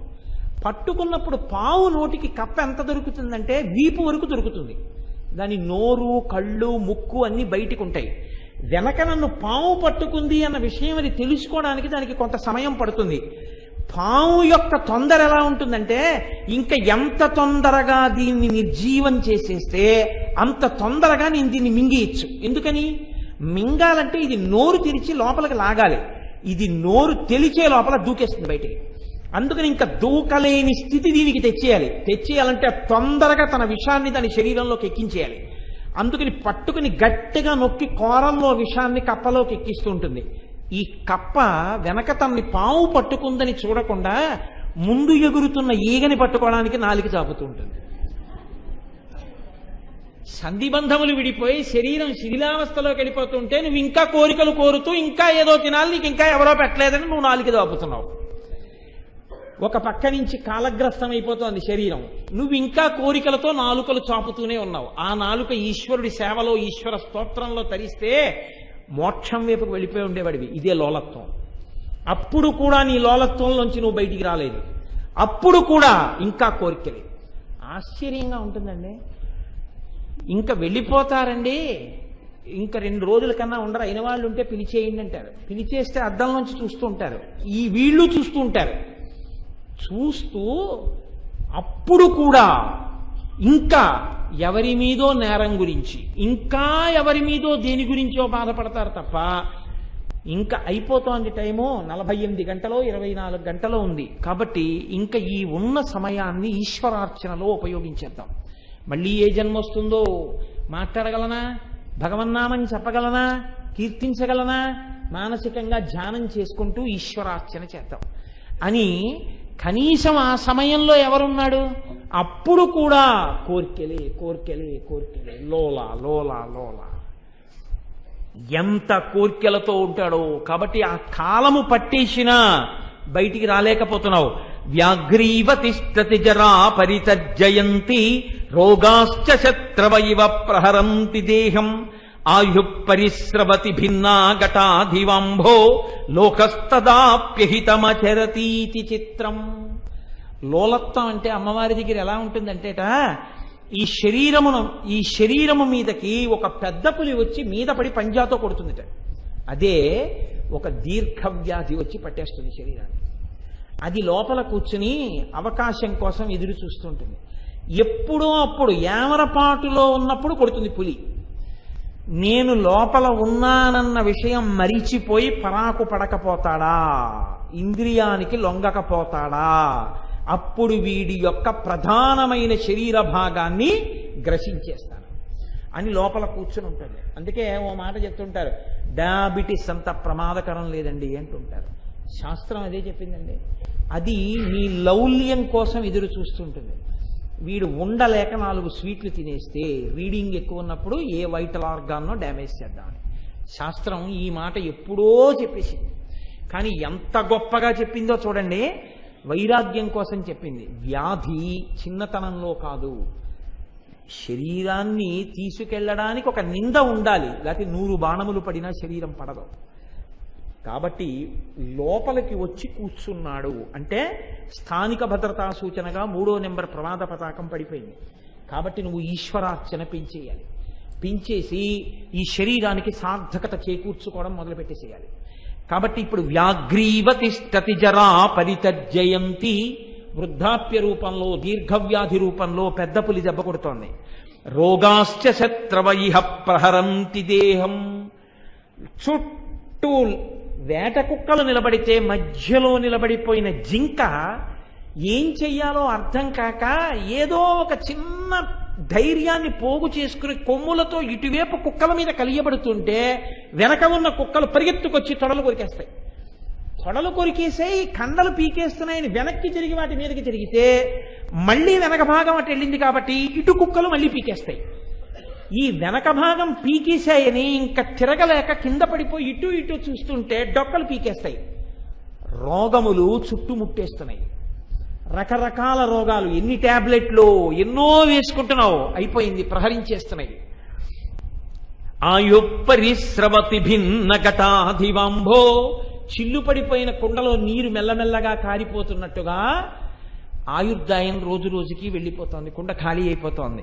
లోకాస్తదాప్యహితమాచరతీతి చిత్రం, ఇంకా నేనుంటానని వీడు కోరికలు కోరుతూనే ఉన్నాడు. వీడు ఇహ ఏ కోరికలు కోరకుండా ఈశ్వరుణ్ణి సేవించడం అప్పుడు కూడా వాడికి రాలేదు. కాబట్టి నీవు కుక్కవు కాకుండా సింహానివై నీ కోర్కెల మీద ఎప్పుడైనా తిరగబడకపోతే, అమ్మవారి దగ్గర ఏ కోరిక లేకుండా ఒక్కనాడు పూజ చేయకపోతే, ఏ కోరిక లేకుండా అమ్మవారికి ప్రదక్షిణం చెయ్యలేకపోతే, ఏ కోరిక లేకుండా నమస్కరించలేకపోతే, ఎన్ని నీకిచ్చిందో నువ్వు ఒక్కనాడైనా గమనించుకోలేకపోతే, లేని వాటి కోసం ఏడవడమే అలవాటైతే ఈ స్థితిని పొందేస్తాడు. ఇప్పుడు అమ్మవారు ఆ కోరికలు తీర్చదా? తీరుస్తూనే ఉంటుంది. కానీ లోలా ఆయన ఏమైనా ఉద్ధరణ పొందాడా? ఏమీ పొందలేదు. హీనోపాధుల్లోకి వెళ్ళిపోతున్నాడు. కాబట్టి అనుగ్రహించడానికి అమ్మకేమీ కోపం లేదు. కోరు, నేను కాకపోతే ఎవరిస్తాను? అడుగు, ఇస్తూ ఉంటాను. నా ఓపిక ఉన్నన్నాళ్ళు ఇస్తూ ఉంటాను. ఓపిక ఉన్నన్నాళ్ళు అంటే ఆవిడకి ఓపిక తరగతి ఇస్తూనే ఉంటుంది. కానీ నీవెప్పటికి బయటికి వస్తావు? ఇలా కోరుతూ నువ్వు పాడైపోతున్నానని నీకు తెలియట్లేదు. ఇక కోరిక లేకుండా నన్ను సేవించడం నీకు అలవాటు కావట్లేదు. నా పొంగుకి నువ్వు కారణం అవ్వలేకపోతున్నావు. కాబట్టి ఇప్పుడు రెండో హారం ఏది అంటే, నువ్వు నాకెన్ని ఇచ్చావు కదా, నాకు ఇచ్చినదంతో నిన్ను సేవిస్తానని అనగలవా? అలా నువ్వు ధైర్యం చేసి అంటే చాలు, అమ్మవారు సంతోషపడిపోయి కొన్ని హృదయాలు తమ హద్దులు కూడా తమ శక్తి కూడా చూసుకోకుండా ముందుకొస్తాయి. వస్తే అమ్మవారు, అమ్మా నువ్వు చేసేసినట్టే, అంత వద్దులే అంటే వారిని నిరుత్సాహపరచడం కాదు, వారు చేసేసినట్టే. అమ్మవారు స్వీకరించేసింది. ఆ మాట చాలండి, ఆ తెగువ చాలు. ఆ మాట అన్నందుకు పొంగిపోతుంది అమ్మవారు. కానీ మనం ఏమిటంటే అన్నిటికీ ముందుకొస్తాం. ఈశ్వరుడి విషయంలో ముందుకి రావడానికి ఎంత బెంగో, అంత అవసరం అంటారా? అంత అవసరం అంటారా అంటాడు. గోదానం 11 రూపాయలు చాలదా? హిరణ్యదానం ఓ తుణక చాలదా అంటాడు. అన్నిటికీ ఎంత నాశో ఒక్క ఈశ్వరుడి విషయంలో. మీరు చూడండి, దేవాలయాల ముందు ఉండేటటువంటి కొట్లల్లో అరటిపళ్ళ గెలలు ఉంటాయి. అవి ప్రత్యేకం ఈశ్వరుడి కోసం తెస్తారు. పావలాకి 4 అరటిపళ్ళు ఇస్తారు. అవి ఇంతంతే ఉంటాయి. నేను అన్నానని అనుకోవద్దు, మీరు గమనించండి. భగవంతుడి దేవాలయాల ముందు అరటిపళ్ళ కొట్లు ఉంటాయి. అవి ముగ్గం అరటిపళ్ళు, ఆకుపచ్చగానే ఉంటాయి. అవి కోసేసి ఇచ్చేస్తారు. డజను 3 రూపాయలు 4 రూపాయలు. ఈ అరటిపళ్ళు, ఈ ఆకుపచ్చగా ఉన్న అరటిపండు తీసుకెళ్లి పెడితే ఆ పండు ఇలా ఒలిచారనుకోండి, అది తొక్క రాదు, అంటుకుపోయి పొర కింద ఊడిపోతుంది, ఆకుపచ్చతనం ఉండిపోతుంది. ఇది పెట్టి ఓం ప్రాణాయ స్వాహ, ఓం అపానాయ స్వాహ, నీకు నీ తల్లి జఠరాగ్నినిచ్చి, మధుర పదార్థాలిచ్చి, ఉద్యోగం ఇచ్చి, ఐశ్వర్యం ఇస్తే నీ జన్మాంతరంలో 2 అరటి పళ్ళు 2 రూపాయలు పెట్టి 2 చక్రకేళి పళ్ళు నువ్వు పెట్టలేదు. కానీ నువ్వు తినడానికి నా తల్లి ఎన్ని చక్రకేళీల అత్తలాల్ని ఇంటికి పంపించిందో, ఎన్ని పళ్ళు తింటే జీర్ణం చేసిందో తెగించి 2 రూపాయలు పెట్టి నువ్వు అరటి పళ్ళు కొనలేవు. అది నా బతుకు. ఈ విచారణ చేసుకుంటే లోలత్వంలోంచి బయటికి వచ్చాడని గుర్తు. నేనేం చెయ్యగలుగుతున్నాను, ఈ తాపత్రయం వస్తే నువ్వు తీసుకొచ్చి పెట్టేయమని అమ్మవారు చెప్పదు. నీ ఇల్లు అమ్మేయి, నీ ఆస్తి అమ్మేయి నాకు పెట్టేయని తల్లి ఎప్పుడూ అడగదు. ఆ భావన నీకుంటే, భావన మాత్ర సంతుష్టాయై నమః, ఆ కృతజ్ఞతతో నువ్వు నిలబడగలిగితే చాలా, అమ్మ పొంగిపోతుంది. ఇప్పుడు ఈ పొంగు 2వ హారం పట్టుకోగలిగారా జాగ్రత్తగా? ఇప్పుడు ఇది వాంఛనీయం, ఈ స్థితికి రావాలి మనిషి. ఇప్పుడు పూజ చేస్తాడు. కానీ ఎందుకు చేస్తాడు అంటే, ఇత పూర్వం ఇంద్రియములతో సుఖములను అనుభవించడం కోసమని పూజ చేసేవాడు. ఆ పూజకి హేతు ఏమిటంటే, నువ్వేదో కోరిక తీర్చాలి, నేను సుఖం అనుభవించాలి. ఇప్పుడు మీరు చాలా జాగ్రత్తగా పట్టుకునే ప్రయత్నం చెయ్యండి. ఇంద్రియ సుఖాలకై అవివేకులు తిరుగుతున్నారు లోలత్వంతో. దీన్ని ఎంత గొప్పగా చెప్పారంటే 2వ హారం గురించి, యా ప్రీతి రస్తి విషయేష్వేక భాజాం సైవాచ్యుతే భవతి భక్తి పదాభిధేయ భక్తిస్తు కామా ఇవ తత్కమనీయ రూపే తస్మాన్ మునే రజనికాముక వాక్యభంగి. హద్దు, అవధి అని ఉంటాయి. మీరు అమ్మవారిని ఒక విషయం కోరారండి, అమ్మవారు మీకు ఇచ్చేసింది. ఒక ఉదాహరణ చెప్తాను. నేనే అమ్మ నాకు ఏసీ ఇయ్యి అని అడిగాను, అమ్మవారు ఏసీ ఇచ్చేసింది.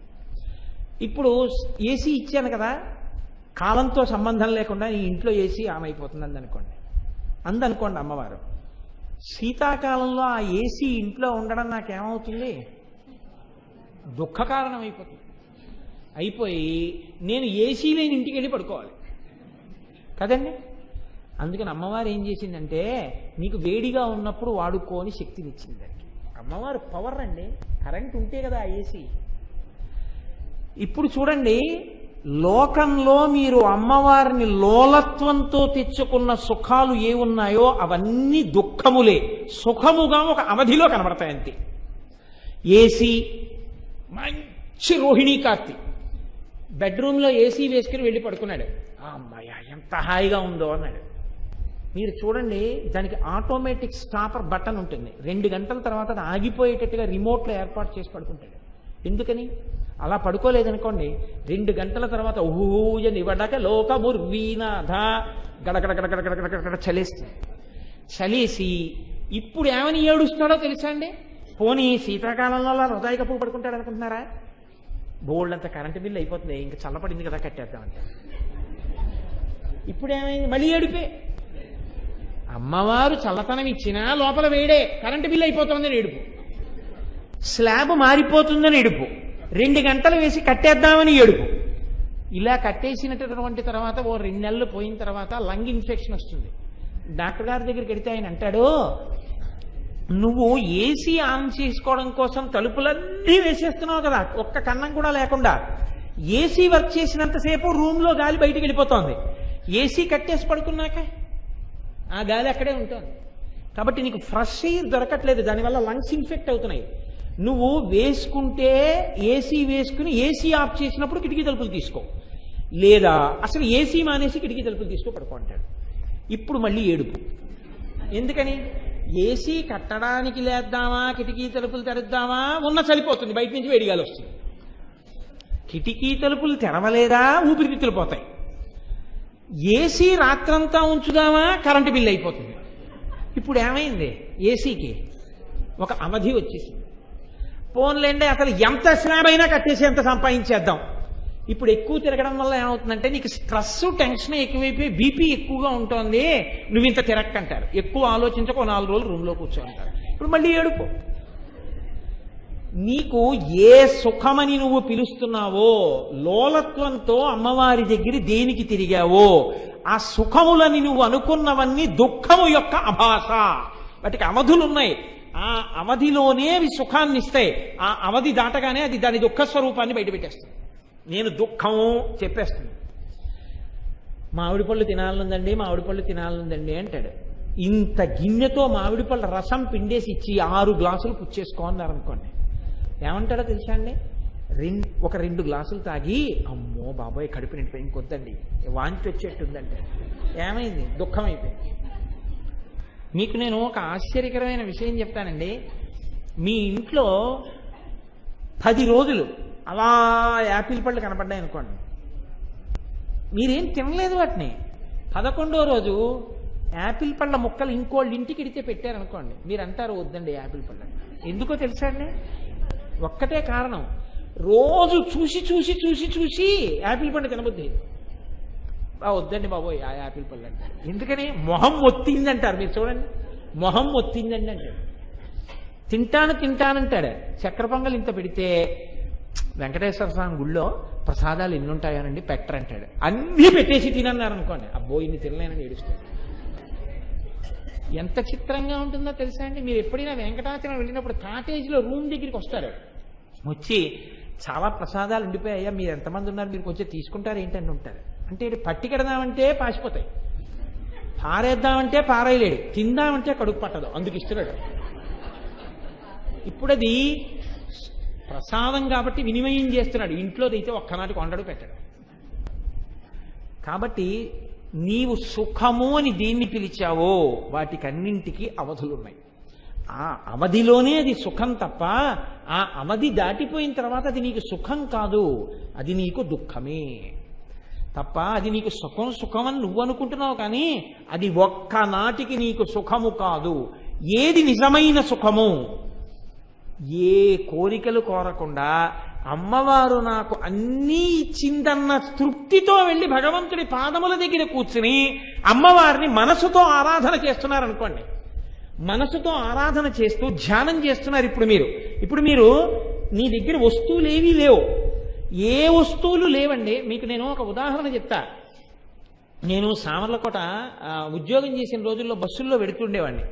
వెడితే నాతో పాటుగా రోజు బస్సులో అదే టైంకి కొంతమంది మూగి చెవిటి పిల్లలు ఎక్కేవారు. వాళ్ళు సామర్లకోట వెళ్ళేవారు. మరి వాళ్ళు ఎందుకు వెళ్ళేవారో నాకు తెలియదు, అక్కడ ఏమైనా స్కూల్ ఉందేమో. వాళ్ళు ఏం చేసేవారంటే వెడుతున్నప్పుడు కండక్టర్ వచ్చి రోజు ఒక బస్సు ఎక్కంగా, ఓ రోజు ఏలేశ్వరం బస్సు ఎక్కుతాం, రోజు గోకవరం బస్సు ఎక్కుతాం, రోజు రాజమండ్రి బస్సు ఎక్కుతాం ఎక్కేవారు. పాపం వీళ్ళు 5-6 కూర్చుని ఉండేవారు. కండక్టర్ వచ్చి ఎక్కడికనేవాడు. వాళ్ళు ఏమని చెప్పేవారో తెలుసా అండి? సామర్లకోట అని వాళ్ళు చెప్పలేరు. వాళ్ళు చెప్పినా కండక్టరు ఆ ఇరుకులో అడగడం అవి అతనికి కుదరదు. వాళ్ళు అనేవారు. అంటే నెక్స్ట్ రైల్వే స్టేషన్ సామర్లకోట. నేను ఆ రైళ్లు ఆగుతాయి కదా ఆ ఊరికని. అంటే పాపం అతను సామర్లకోట అనేవాడు. పెదవుల కదలికని బట్టి, ఎందుకంటే వాళ్ళకి తెలియదు సామర్లకోట అన్నది, పెదవుల కదలికని బట్టి అనేవారు. అంటే ఎన్ని అనేవాడు, 5 అనేవారు. ఎక్కడున్నారు అనేవాడు అనేవారు. మీరు ఆలోచించండి, ఒక్క టిక్కెట్టు కొనుక్కోవడానికి అంత బాధ ఉందండి. అమ్మ కంఠం ఇచ్చి ఇన్ని వదరుతున్నానండి నేను. ఆ తల్లి ఇవ్వబట్టి కదా, ఆ తల్లికి నా కంఠాన్ని నేను వినియోగించడంలో ఒక్కరోజు ఫ్యాన్ ఆగిపోతే ఏడిస్తే నేను కృతజ్ఞుణ్ణి అయిపోను. గోపాలకృష్ణ గారు అంత బాధపడుతున్నారు, కానీ తల్లి కంఠం ఇచ్చి చెప్పరా ఈశ్వరుడి గురించి అంటే బెంగ. ఒక్కదానికి నీకు అన్ని సౌకర్యాలా? ఏమి ఇంట్లో కరెంటు పోతే ఏం చేస్తావు, ఫ్యాన్ తిరగకపోతే? కాబట్టి భగవంతుడి విషయంలో ఆ సామర్లకోట వెళ్తున్నప్పుడు నాకు అనిపించేది, అమ్మా నాకు ఎంత ఇచ్చావమ్మా, నాకు కంఠం ఉంది, సామర్లకోట ఒక టికెట్ అని ఇచ్చేస్తాను, డబ్బులు చిల్లర జేబులో పెట్టుకుంటాను. ఇచ్చావు కాబట్టి కంఠం, ఎన్ని అక్కర్లేని మాటలు మాట్లాడుతూ వెడుతుంటానో. లేనివాడికి తెలుసు ఆ కంఠం విలువ. వాడు ఒక్క మాట మాట్లాడలేడు. వాడికే కానీ 1 గంట మాట్లాడే అవకాశం ఇవ్వనా అంటే వాడు ఎంత పొంగిపోతాడో జీవితంలో. అమ్మ నాకు ఇచ్చావు కదా, కాబట్టి అమ్మ భీష్మేకాదశి నాడు విష్ణు సహస్రం చదువుతానమ్మా అంటే అమ్మ సంతోషిస్తుంది. అంతేకాని ఎప్పుడూ బతుకంతా నేరాలు చెప్పుకోవడానికి, బ్రతుకంతా లొల్లి కబుర్లు మాట్లాడుకోవడానికే. కాబట్టి ఇప్పుడు అవధి లేని ఆనందం దేని యందు అబ్బో ఇంకో 2వ హారంలో ఉన్నాను. కాబట్టి ఎంతసేపు అండి, దాటేయడం పెద్ద విషయం ఏముంది, ఇంకో నిమిషంలోనే పూర్తి చేసేయచ్చు. కాబట్టి దేని యందు అవధి లేని ఆనందం ఉంది అంటే, నీవు అమ్మవారిని ధ్యానం చేయడం, అమ్మవారిని సేవించడం, అమ్మవారిని మానసికంగా పూజించడంలో నీకు ఇచ్చినవి గుర్తు తెచ్చుకోవడమే తప్ప నీకు కోరికతో వెళ్ళడం కాదు. అమ్మా నాకు ఎన్నిచ్చావమ్మా, ఎన్నిచ్చావమ్మా, అమ్మా నాకు ఏమొచ్చమ్మా, ఏమీ రాని నాకు లలితా సహస్రం చదువుకునే అదృష్టం ఇచ్చావా, ఆ చదివిన విషయం తొందరగా జ్ఞాపకం పెట్టుకోగలిగిన శక్తిని ఇచ్చావా, దాన్ని ఒక అమరికలో చెప్పగలిగినటువంటి వాగ్వైభవాన్ని ఇచ్చావా, వీడు లలితా సహస్రానికి వ్యాఖ్యానం చెప్పాడన్న కీర్తి నాదా, లోపల ఉండి పలికిస్తున్న దానివి నువ్వా, నా మేధస్సు నువ్వా, అమ్మ కీర్తి అంతా నాదా, వెనకనున్న దానివి నువ్వా, నువ్వు ఏమీ తెలియనట్టు నా పూజా మందిరంలో ఇలా కూర్చున్నావా, ఇక్కడ కూర్చుని నీ చెప్పిస్తున్నావా, ఇక్కడ ఉన్నాను అక్కడ పక్కన లేకపోతే బెంగెట్టుకుంటానేమోనని అక్కడే కూర్చుని లావణ్యలహరి పూర్తవుతుంటే పాదాల దగ్గరికి వస్తున్నావు కదా, చెప్పావు కదా దా దగ్గరికి అని దేవాలయానికి ఇంకొంచెం దగ్గర చేసుకుని వినడం మొదలుపెట్టావా ఓ 2-3 రోజులు. అమ్మా నీది ఎంత అనుగ్రహం అమ్మా, అక్కడ కూర్చుని చెప్పడం ఏంటి, దా దగ్గరికి రా అని చెప్పిన నన్ను వింటున్న వాళ్ళని నీకు బాగా దగ్గరగా పెట్టుకున్నావా, నీ కన్నులకు బాగా కనపడేటట్టు. ఆ బయట కూర్చోమంటే చలిగాలంటారని ముందే ఎప్పుడో ఊహించి ఇక్కడ చెప్పబడుతుంది వింటారని చలిగాలి తగలకుండా పెద్ద హాలు కట్టించావా, కట్టించి ఇక్కడ కూర్చున్నావా. మా అందరికీ ఇలా కూర్చున్నందుకు, ఇలా విన్నందుకు మీకు ఇలా వంపేసి మీకు ఇచ్చేస్తాను, మీరు నన్ను ఏమీ అడగక్కర్లేదని ఎప్పుడో వచ్చి ఇక్కడ లక్ష్మిగా కూర్చున్నావా. తల్లి ఏమీ ఆశ్చర్యం, ఇది కదా నీ దయ అంటే అని మీరు ఆనందపడిపోయేటప్పుడు అవధి ఎక్కడుంది చెప్పండి. ఇందులో ఇంతకన్నా ఆనందం పడితే మీకు ప్రమాదం అన్నది ఏమైనా ఉందా, ఇంతకన్నా కృతజ్ఞత చెప్తే ప్రమాదం అన్నది ఏమైనా ఉందా, ఇంతకన్నా మీరు రమిస్తే ఇబ్బంది అన్నది ఏమైనా ఉందా. మీరు కనీసం ఇంత పసుపు తెచ్చి నీళ్లలో కలిపి అమ్మవారి మీద పొయ్యట్లేదు. మీరు ఇక్కడ కళ్ళు మూసి కూర్చుంటే, అమ్మవారు తెల్లటి స్నానశాటి కట్టు కూర్చుంటే, మీ పక్కన మీ భార్య బంగారు పాత్రలో నింపి మీకు పసుపు నీళ్ళు ఇస్తుంటే, ఆ పసుపు నీళ్ల పాత్ర ఎత్తి అమ్మవారి తలమించి పోస్తుంటే, తెల్లటి చీర పచ్చగా అయిపోతే, తల దగ్గర నుంచి తడిసిపోయి నొక్కులు జుత్తు ఇలా అంటుకుపోయి అమ్మవారి ఒంటి నుంచి ఆ నీళ్ళన్నీ పడిపోయి తడిసిపోతుంటే, అమ్మా ఇంత అభిషేకం చేసేస్తున్నాను చలిగాల్లో, అమ్మ నీకు పరిశం పట్టదా అంటే, ఏం పట్టదు నాన్న, నీ ప్రేమ నేను చూస్తున్నాను రా అని అభిషేకం తీసుకుంటున్నావా తల్లి అని మీరు పరవశించిపోయి కొబ్బరి నీళ్లతో, పసుపు నీళ్లతో, మారేడు దళోదకంతో, ఆ తర్వాత అమ్మవారికి కస్తూరి జలాలతో, పుష్పోదకంతో, గంధోదకంతో, సుగంధ ద్రవ్యాలతో అలా అభిషేకం చేసేస్తున్నారనుకోండి మనసులో, మీకు ఎక్కడ ఏమి దానివల్ల మీ ఇంతకన్నా సుఖం, ఇంతకన్నా నువ్వు ఎక్కువ మానస పూజ చేస్తే నీకు ఇబ్బంది వస్తుందని ఏమైనా ఉందా, నీ బ్యాంక్ అకౌంట్లో పావలా పోయిందా దానికి ఏమన్నా, నీ పచారీ కొట్లో నీకు పద్దేశాడా అమ్మినవాడు, ఇంత పసుపు పట్టుకెళ్ళి అభిషేకం చేసావు అమ్మవారికి పద్దేశాను అన్నాడా, ఏమనలేదు. లోకంలో మీరు ఒకటి గమనించండి, మానసికంగా చేస్తే పుచ్చుకునేవాడు ఎవ్వడూ ఉండడు. అంతవరకు ఎందుకంటే ఇన్ని చెప్పిన నాకు ఇంటికి వెళ్ళిపోయిన తర్వాత నా భార్య ఒక్క రోజున, ఇవాళ మీకు చక్కటి లేత అరిటాకు వేశాను, నీళ్లు చల్లాను, అరిటాకు తుడిచాను, అరిటాకులో ఒక పక్క బొబ్బట్లు వేశాను, మధ్యలో మురంచద్ది పెట్టాను, ఒక పక్కన బంగారు పాత్రలో పాయసం పెట్టాను, 2 ఆరముగ్గిన చక్కెరకేళి పళ్ళు తొక్క విలిచి విస్తట్లో పెట్టాను. భోజనం అయిన తర్వాత మీరు వేసుకోవాలి అని బంగారు పళ్ళెంలో కర్పూర తాంబూలం పెట్టాను, మీరు స్వీకరించేశారు, తాంబూలం వేసుకున్నారు, మీ నోరు ఎర్రగా ఉంది, మీరు వెళ్ళి పడుకోండి, మీ కాళ్ళు పడతానని అన్నారు. ఇవన్నీ ఎప్పుడు పెట్టావే అని అనుకోండి, మానసికంగా చేశాను అందనుకోండి, నీ మానస పూజ మండిపోను, ఇవన్నీ అక్కర్లేదు కానీ కాస్త మరుగు నీళ్ళల్లో రవ్వేసి కాస్త మజ్జిగలో కలిపి జావి తాగి పడుకుంటా, నీ బొబ్బట్లు అక్కర్లేదు, నీ మురం సద్ది అక్కర్లేదంట. మానసికంగా చేస్తే పుచ్చుకుని ఆనందించని వాడు లోకంలో మనందరం. పావలాకాసు తీయకుండా మానసికంగా ఏది చేసినా ఎక్కువ ఫలితం ఇచ్చేసేది అమ్మవారు. ఇప్పుడు అవధికి తేడా చూడండి, ఎంత తేడా ఉందో చూశారండి. మానసికంగా మీకు 60 రోజులు లలితా సహస్రం చెప్పానన్నాను అనుకోండి, నీ అసాధ్యం కూడా ఎప్పుడు చెప్పేవారు నువ్వు, ఆ మానసికంగా ప్రవచనాలు ఏంటంటారు. అమ్మవారిని నేను పెదవులు కూడా కదపకుండా ఇలా కూర్చుని లోపల మంత్రం చేశాను అనుకోండి, దీనికి ఎక్కువ ఫలితం అది శాస్త్రం.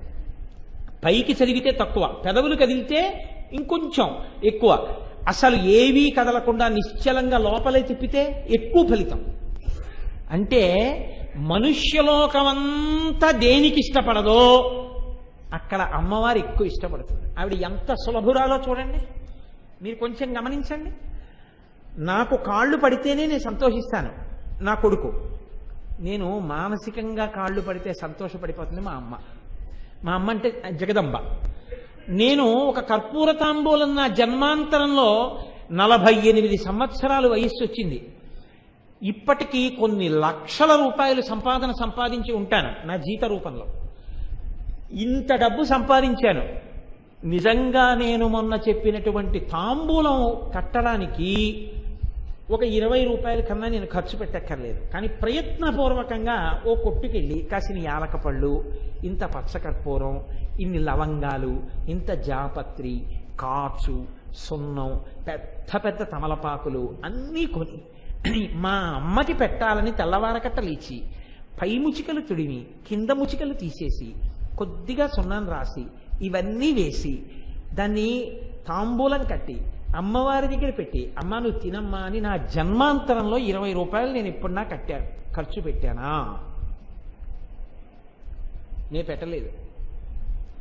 కానీ నేను మానసికంగా ఒక కర్పూర తాంబూలాన్ని అమ్మవారి దగ్గర పెట్టి అలా కళ్ళు మూసుకుని అది నవిలితే అమ్మవారి నోరు ఎర్రపడినట్టుగా భావించి సరస్వతీదేవి వీణ వాయిస్తుంటే ఇలా అంటున్న అమ్మవారి యొక్క తాటంకములు ఊగితే అమ్మవారి బుగ్గల్లో ప్రతిబింబించినట్టు ఎర్రటి నోరు నేను మానసికంగా దర్శనం చేశాను అనుకోండి, అమ్మవారు నా వంశంలో ఇంకొక శంకరాచార్యుల వారిని పుట్టేటట్టుగా అనుగ్రహిస్తుంది. ఇలా ఎవరు అనుగ్రహిస్తారు? ఎవరు ఇలాంటివి చేస్తే ఒప్పుకుంటారు లోకంలో? నేను మీకు కర్పూర తాంబూలం మానసికంగా ఇచ్చానండి అంటే ఎవరైనా ఒప్పుకుంటారా? మీరు ఎంత చెయ్యండి చేయించుకుంటారు, మీరింత చెయ్యడం ఆపండి మిమ్మల్ని తిడతారు. అది లోక సహజమైన విషయం.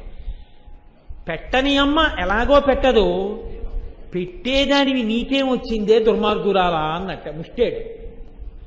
పెట్టని వాళ్ళు ఎలాగో పెట్టరు, అందుకని పెట్టని అమ్మలు ఎలాగో పెట్టరు, పెట్టేదానివి నువ్వు పెట్టలేదు నీకేం వచ్చిందే దుర్మార్గురాలా అన్నాడు. ఇది లోక సహజం. పెట్టేవాడు ఒక్కరోజు పెట్టలేదనుకోండి అంతే మనకు కోపం వస్తుంది, ఏమొచ్చింది వాడికి అంటాం. కానీ అమ్మవారు ఒక్కనాడు మనమంత కృతజ్ఞత చూపించకపోయినా ఆవిడ మనకి ఇస్తూనే ఉంది. ఆవిడ నీరిస్తోంది, గాలిస్తోంది, భూమిలోంచి పంట ఇస్తూనే ఉంది, జఠరాగ్నితో తిన్న తిండి తినేట్టు చేస్తూనే ఉంది. లోపల రక్తపు గొట్టాలలో రక్తం తిరుగుతున్నా పాచి పట్టి రక్తనాళాలలో రక్తం తిరిగిపోవడం ఆగిపోకుండా వేడిని అలా ఉంచుతూనే ఉంది. ఇన్ని చేస్తోంది ఆ తల్లి. ఆ తల్లికి నువ్వు మనసా కృతజ్ఞతతో ధ్యానం చేస్తే ఆవిడ పొంగిపోతుంది. ఆ ధ్యానమునందు దుఃఖమేది, దానికి అవధేది? ఎంత చేస్తే కాదన్నారు, ఏది చేయకపోతే అడిగారు నిన్న. ఈ భావనతో చేసిన పూజ ఏది ఉందో అది 2వ హారం, చింతాకు పథకం. ఇప్పుడు దానికి కోరిక లేదు, కృతజ్ఞత. ఈ స్థితిలో ఉన్నవాడు కోరకపోయినా అమ్మవారు వెంటబడుతుంది. అది విచిత్రం. వాడు నోరు విప్పి అడగడం, కానీ వాడి వెంట అమ్మవారు పడుతుంది. మీకు నేను ఒక ఉదాహరణ చూపిస్తాను. కావ్యకంఠ గణపతి ముని అరుణాచలం వెళ్ళారు, తిరువన్నామలై. వెళితే వారితో పాటు వారి తమ్ముడు కూడా వచ్చాడు. ఆయనకి జఠరాగ్ని ఎక్కువ. ఆ పిల్లాడు అన్నయ్య ఆకలిస్తోంది, అన్నయ్య ఆకలిస్తోంది అంటున్నాడు. ఆ రోజున ఏకాదశి తిథి. అందుకని పాపం ఆయన దగ్గరున్న డబ్బులతో 1 డజనో 2 డజన్లో అరటిపళ్ళు కొన్నారు. వాడు అన్ని తినేశాడు. తినేసి ఇంకో గంట అవ్వలేదు, అన్నయ్య ఆకలి వేసేస్తోంది, అన్నయ్య ఆకలి వేసేస్తోంది అంటే ఆ రోజు ఆయన పాటించిన ఆచారం అటువంటిది. బ్రాహ్మణులు ఉన్న అగ్రహారానికి వెళ్ళి ఇళ్ల ముందు నిలబడి భవతి భిక్షాందేహి భవతి భిక్షాందేహి అంటూ యాచన చేస్తున్నారు. అన్నం పెడితే తమ్ముడికి పెడదామని. ఆ రోజు ఏకాదశి, ఎవ్వరూ అన్నం పెట్టలేదు, ఎవ్వరూ బయటికి వచ్చి అన్నం పెట్టలేదు. వీడు ఏడుపు. ఆయన ఒక శ్లోకం చదివారు. బ్రాహ్మణ గృహంలో అకస్మాత్తుగా ఎవరైనా వస్తే పెట్టడానికి కొద్దిగా అన్నం ఉండేటట్టుగా ఉండాలి. ఆఖరికి కలియుగంలో వీళ్ళు అన్నపాత్రలలో అన్నం కూడా లేదనమాట. ఒక్కడు కూడా అన్నం పెట్టలేదు అని. ఒక ఇంటి ముందు వెడుతున్నారు. ఆ ఇంటి అరుగు మీద పడుకున్నాడు వృద్ధ బ్రాహ్మణుడు. ఆయన గభాలన లేచి కావ్యకంఠ గణపతి మునిని పట్టుకుని అన్నాడు, బాగా దొరికావయ్యా, నా భార్యకు ఒక నియమం ఉంది.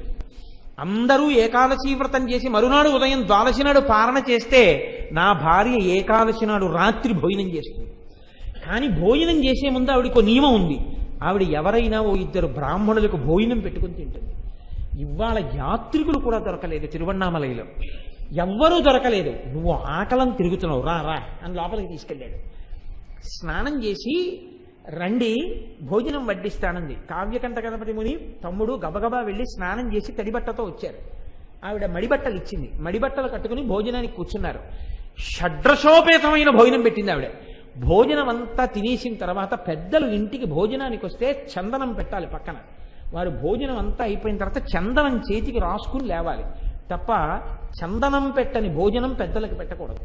కాబట్టి ఇంటికి పెద్దలు గురువులు కానీ అటువంటి వాళ్ళు వస్తే భోజన పాత్ర పక్కనే అయిపోతుండగా చందనం కూడా పెడతారు. అది యజమాని కానీ ఆ చందనం తీస్తే ఎంత గొప్ప శ్రేయస్సును పొందుతాడు దానివల్ల. కనుక అసలు మనకి ఈ విషయాలే తెలియవలసిన అవసరం లేని రోజులకు వచ్చేసామని వేరు మాట అనుకోండి.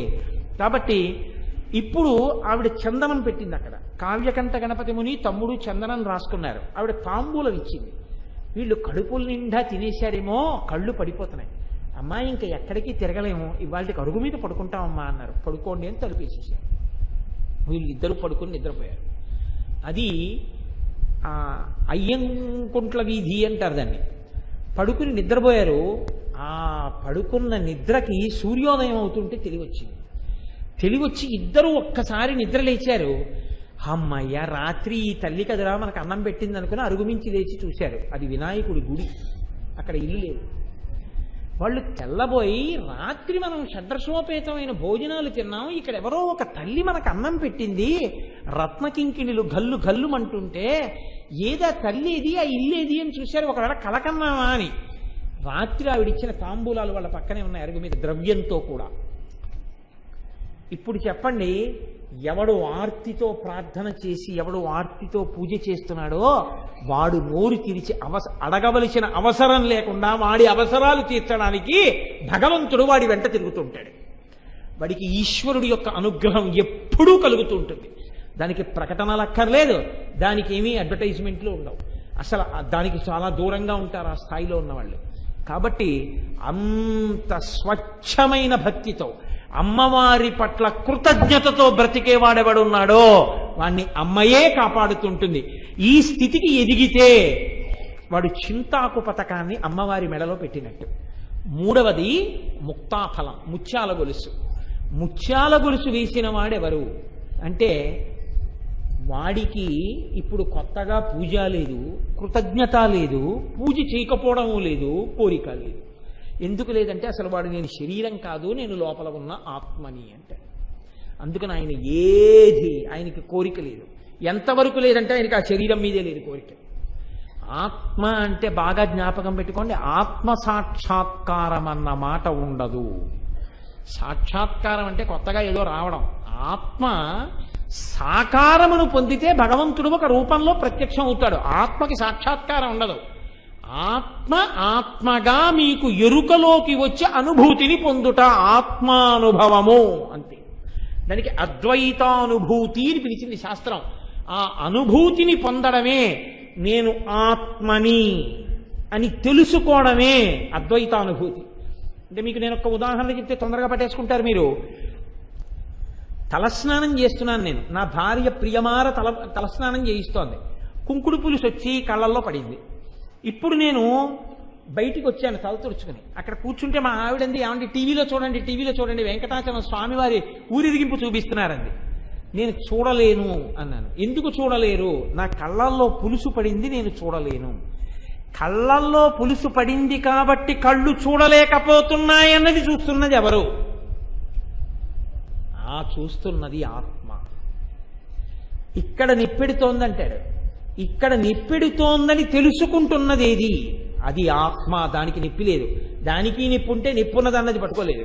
దానికి నొప్పి ఉండదు, దానికి వికారం ఉండదు, దానికి యవ్వనం లేదు, దానికి వార్ధక్యం లేదు, దానికి మార్పు లేదు, దానికి కోరిక లేదు.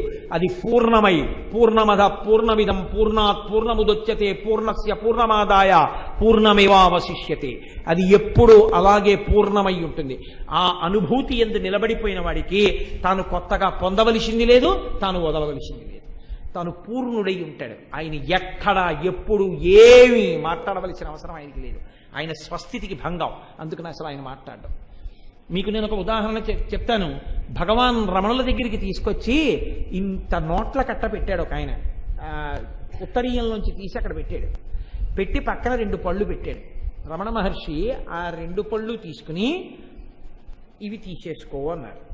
అంటే ఆయన అన్నాడు, అది చాలా డబ్బు, ఉంచుకోండి అన్నాడు. ఎందుకు అన్నారు రమణ మహర్షి. ఎందుకు అంటే డబ్బులు కదా అన్నాడు. నేను తినను కదా అన్నారు ఆయన. నేను తినను కదా, అవి తినడానికి పనికిరావు కదా, ఇవైతే పోనీ ఎప్పుడైనా దీనికి ఆకలేస్తే అవి పెడతాను, అవి ఎందుకు, అవి తినను కదా అన్నారు. అంటే మనకైతే జీవితం అంతా అదే, ఆయనకి తినవు కదా అది ఎందుకు అంటే అసలు దీని భావనే లేదు. దీనికి ఉన్నది ఏమిటి? ఇప్పుడు మీరు చూడండి, డాక్టర్ గారి దగ్గరికి ఎప్పుడు వెళ్ళాలి? ఒంట్లో బాగుండకపోతే వెళ్ళాలి. అంతేకాని వాళ్ళకెవరికో ఏదో అనారోగ్యం వచ్చిందని మనకు కూడా వస్తుందేమో అని అపాయింట్మెంట్ తీసేసుకుని డాక్టర్ గారి దగ్గరికి వెళ్ళి, నాకు 104 జ్వరం వచ్చి, దగ్గొచ్చి, పడిశం పట్టి, బాగా చలి కుదుపు వచ్చేస్తే మందులు రాయండి అన్నారు అనుకోండి. ఇప్పుడు ఉందా అంటారు డాక్టర్ గారు, చేయి పట్టుకుని. ఇప్పుడేం లేదు, వస్తుందేమోనని అన్నారు అనుకోండి, ముందు అవతల బాగుంటారు. నువ్వు నా దగ్గరికి కాదు, సైకియాట్రిస్ట్ దగ్గరికి వెళ్ళంటారు. మనం జ్ఞాని ఏమంటాడంటే, దీనికి ఉన్నది ఒక్కటే రోగం, ఆకలి. దీనికి జబ్బు వస్తే డాక్టర్ గారి దగ్గరికి వెళితే మంది ఇస్తారు. మంది ఏం చేస్తావు? జబ్బు తగ్గడానికి వేసుకుంటావు. ఇప్పుడు నేనేదో కాఫ్ సిరప్ రాశారండి, ఇంత కాఫ్ సిరప్ కొనుక్కున్నాను, ఒక 6 చెంచాలు వేసుకున్నాను, దగ్గు తగ్గిపోయింది. 72 రూపాయలు పెట్టి కొనుక్కున్నాను కాఫ్ సిరప్, 6 చెంచాలు వేసుకుని వదిలేయడం ఏమిటి అని మిగిలింది కూడా తాగేసాను అనుకోండి, కొత్త జబ్బు వస్తుంది. అలా తాగేయం కదా, దగ్గు సీసా ఇంట్లో ఉండిపోతుంది అంతే. దగ్గు సీసా అంటే దగ్గు మందు సీసా ఇంట్లో ఉండిపోతుంది. ఎందుకు ఉండిపోయిందంటే అంతా వేసుకోకుండా దగ్గు తగ్గిపోయింది, సంతోషించు. అంతేగాని 72 రూపాయలు పోసుకున్నాను అలాగే ఉండిపోయిందని ఏడవకూడదు. మళ్ళీ దానికి ఏడిపే అంటే మళ్ళీ మొదట్లోకి వెళ్ళాడు లోలా. 6 చెంచాలకే తగ్గిపోయిందిరా అని సంతోషించు. ఇలా సంతోషించడం, ఎన్ని చెంచాలు వేసుకుంటావు? దగ్గు తగ్గే వరకు వేసుకుంటావు. జ్ఞాని అంటాడు, దీనికి జబ్బు వచ్చిందంటాడు ఆకలిస్తే, ఇది అన్నం అడుగుతోంది అంటాడు. అందుకని ఏం చేస్తాడంటే ఆయనకి రుచి కోసం తినడం. ఆయన ఓ ఇంటి ముందుకు వెళ్ళి భవతి భిక్షాందేహి అంటాడు. దున్నపోతులా ఉందా ఉంటుంది ఆవిడ, సంతోషించి వెళ్ళిపోతాడు. ఏది దున్నపోతులా ఉంది? ఇది అది నేను కాదమ్మా, నువ్వు నేను అందరం ఏదో, అది అందరికీ ఒక్కలా ఉంటుందమ్మా, అజ్ఞానం పోన్లే తల్లి, నువ్వు ఎదగాలి, వెళ్ళిపోతాడు. ఇంకో ఇంటి ముందుకు ఎడతాడు. పిల్లలు సగం కొరికి వదిలేసినటువంటి బజ్జీలు ఉంటాయి, అవి పట్టుకొచ్చి ఆయన జోలిలో వేశారు. ఆయన పరమ సంతోషంగా ఈ ఉపాధికి వచ్చిన జబ్బుకి ఔషధిని ఇచ్చింది ఆ తల్లి. చాలా సంతోషం. అందుకే శంకర భగవత్పాదులు అన్నారు, సన్యాసం తీసుకుని ఆయన అన్నారు, అమ్మా నేను నీకొక్కడికే బిడ్డగా కాకుండా భిక్ష పెట్టినటువంటి తల్లిదండ్రులందరికీ బిడ్డన్నై, జ్ఞానం ఎవరికి బోధ చేస్తానో వాళ్ళందరికీ తండ్రినై తిరగడం కోసం లోకానికి వెళ్ళిపోతున్నానమ్మా. నేను పెళ్లి చేసుకుంటే 2కో 3కో బిడ్డలకి తండ్రిని, ఇక్కడే పెళ్లి చేసుకుని ఉండిపోతే నీకొక్కడే కొడుకుని, నేను ఇది విప్పి కాషాయం కట్టుకుని ఒక్క చోట ఉండకుండా ఆసేతు హిమాచల పర్యంతం తిరిగితే ఎవరెవరికి బోధ చేశానో వాళ్ళందరికీ తండ్రిని, ఏ తల్లి నా చేతిలో కబళం వేసిందో వాళ్ళకి బిడ్డని, ఇంతమందికి బిడ్డని ఇంతమందికి తండ్రిని అవ్వడానికి నేను వెళ్ళిపోతున్నానమ్మా సన్యాసం తీసుకుని అన్నారు. సన్యాసానికి ప్రయోజనం చెప్పారు శంకరాచార్య గారు. అది మహానుభావుడు అయ్యారు. అందుకని జగద్గురు అయ్యారు మహానుభావుడు. ఆ సిద్ధాంతానికి కట్టుబడిపోయారు. కాబట్టి చూడండి, జ్ఞాని అలా ఉంటాడు. ఆయన నిత్యముక్తుడు, ఆయనకేమీ ఉండదు. ఈ శరీరం పడిపోతోంది, సాక్షిగా ఉంటాడు. అది నేను కాదు, అది పడిపోతోంది. తానెవరు? ఆత్మ. ఆత్మగా ఉండి ఆత్మగా అనుభవిస్తూ ఆత్మగా ఉండి ఆత్మగా నిలబడిపోతాడు. ఇది పునరావృత్తి రహిత శివ సాయుధ్య స్థితి. ఇది మోక్షం. ఈ మోక్షస్థితి కూడా ఎవరివ్వాలి లోకంలో? ఇంత జ్ఞానాన్ని కూడా ఎవరు ఇవ్వాలి? ఇది అమ్మవారి మెడలో వేసిన 3వ హారం, ముత్యాల హారం. ముక్తాహ అంటే ముత్యం, మోక్షం. ఈ మోక్షానికి వెళ్ళగలిగినటువంటి స్థితి కూడా ఇవ్వగలిగినటువంటిది అమ్మవారే. అమ్మవారి యొక్క అనుగ్రహం పొందడం కోసమని నువ్వు 3 రకములైన ఆభరణములు వేయవలసి ఉంటుంది. మూకశంకరులు 2 చేతులెత్తి నమస్కారం చేసి అన్నారు అమ్మవారిని స్తుతి శతకంలో, త్వమేవ సతి చండికా త్వమిహ దేవి చాముండికా త్వమేవ పరమాతృకా త్వమసి యోగినీ రూపిణి త్వమేవ కిల శాంభవి త్వమేవ కామకోటి జయా త్వమేవ విజయా త్వయి త్రిజగదంబ కిం బ్రూమహే అన్నారు. అమ్మవారిని ఎదురుగుండా చూస్తూ అన్నారు, త్వమేవ సతి చండికా, అమ్మా నువ్వు చండీదేవివమ్మా అన్నారు. చండ అంటే పరబ్రహ్మం, పరబ్రహ్మము యొక్క శక్తి స్వరూపము చండి. చండి రాక్షసుల్ని సంహరిస్తుంది, భక్తుల్ని కాపాడుతుంది, ఉత్తరక్షణ ప్రయోజనాలు ఇస్తుంది. అందుకే చండీ హోమం చేసుకుంటారు. కాబట్టి అమ్మా నువ్వే చండివి. త్వమిహ దేవి చాముండికా, అమ్మా నువ్వే చాముండేశ్వరివి. చాముండేశ్వరి అంటే అమ్మవారు చండముండులనేటటువంటి రాక్షసుల్ని సంహరించింది, అందుకని చాముండేశ్వరి అన్నారు. ఆవిడే మహాలక్ష్మి, మహాకాళి, మహాసరస్వతి స్వరూపిణి. రేపు వసంత పంచమి, ఆ రూపంతోనే అమ్మవారిని దర్శనం చేస్తాం. మహాసరస్వతి స్వరూపంగా జ్ఞానాన్ని కటాక్షిస్తుంది. కాబట్టి అమ్మా నువ్వే చాముండిక, త్వమేవ పరమాతృక. అమ్మ నా నోటి వెంట వస్తున్నాయే శ్లోకాలు, నా నోటి వెంట వస్తున్నాయే మాటలు, ఈ మాటలు ఎక్కడివి?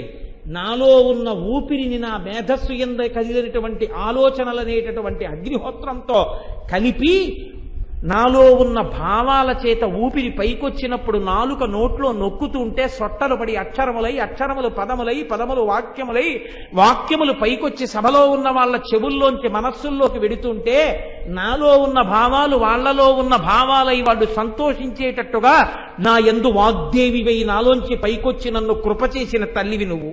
కాబట్టి త్వమేవ పరమాతృక తమసి యోగినీ రూపిణి.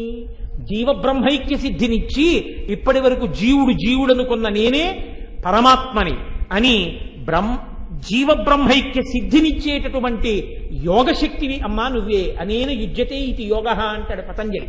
అనేకమును ఒకటి వైపుకి తీసుకెళ్లగలిగినటువంటి శక్తివి నువ్వే. త్వమేవ కిల శాంభవి, శం భావయతి ఇది శంభో అని లింగపురాణం. సుఖము అన్న భావన కల్పించేవాడెవడో వాడు శంభువు.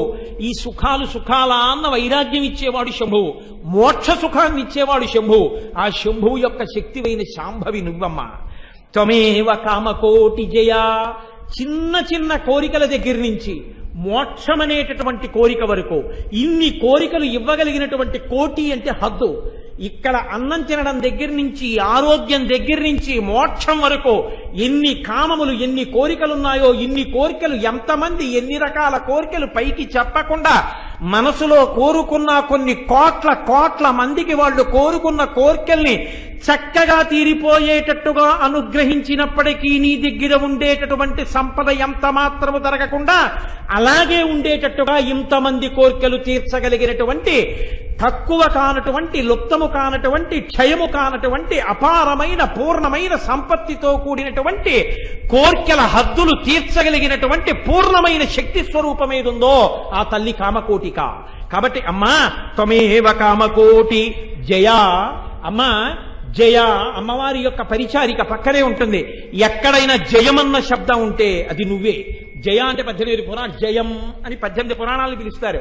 అమ్మా నువ్వే. లోకంలో ఎవరైనా ఎక్కడైనా జయం సాధించారంటే దానికి నువ్వే కారణం. విజయ, వి అంటే విశేషణం.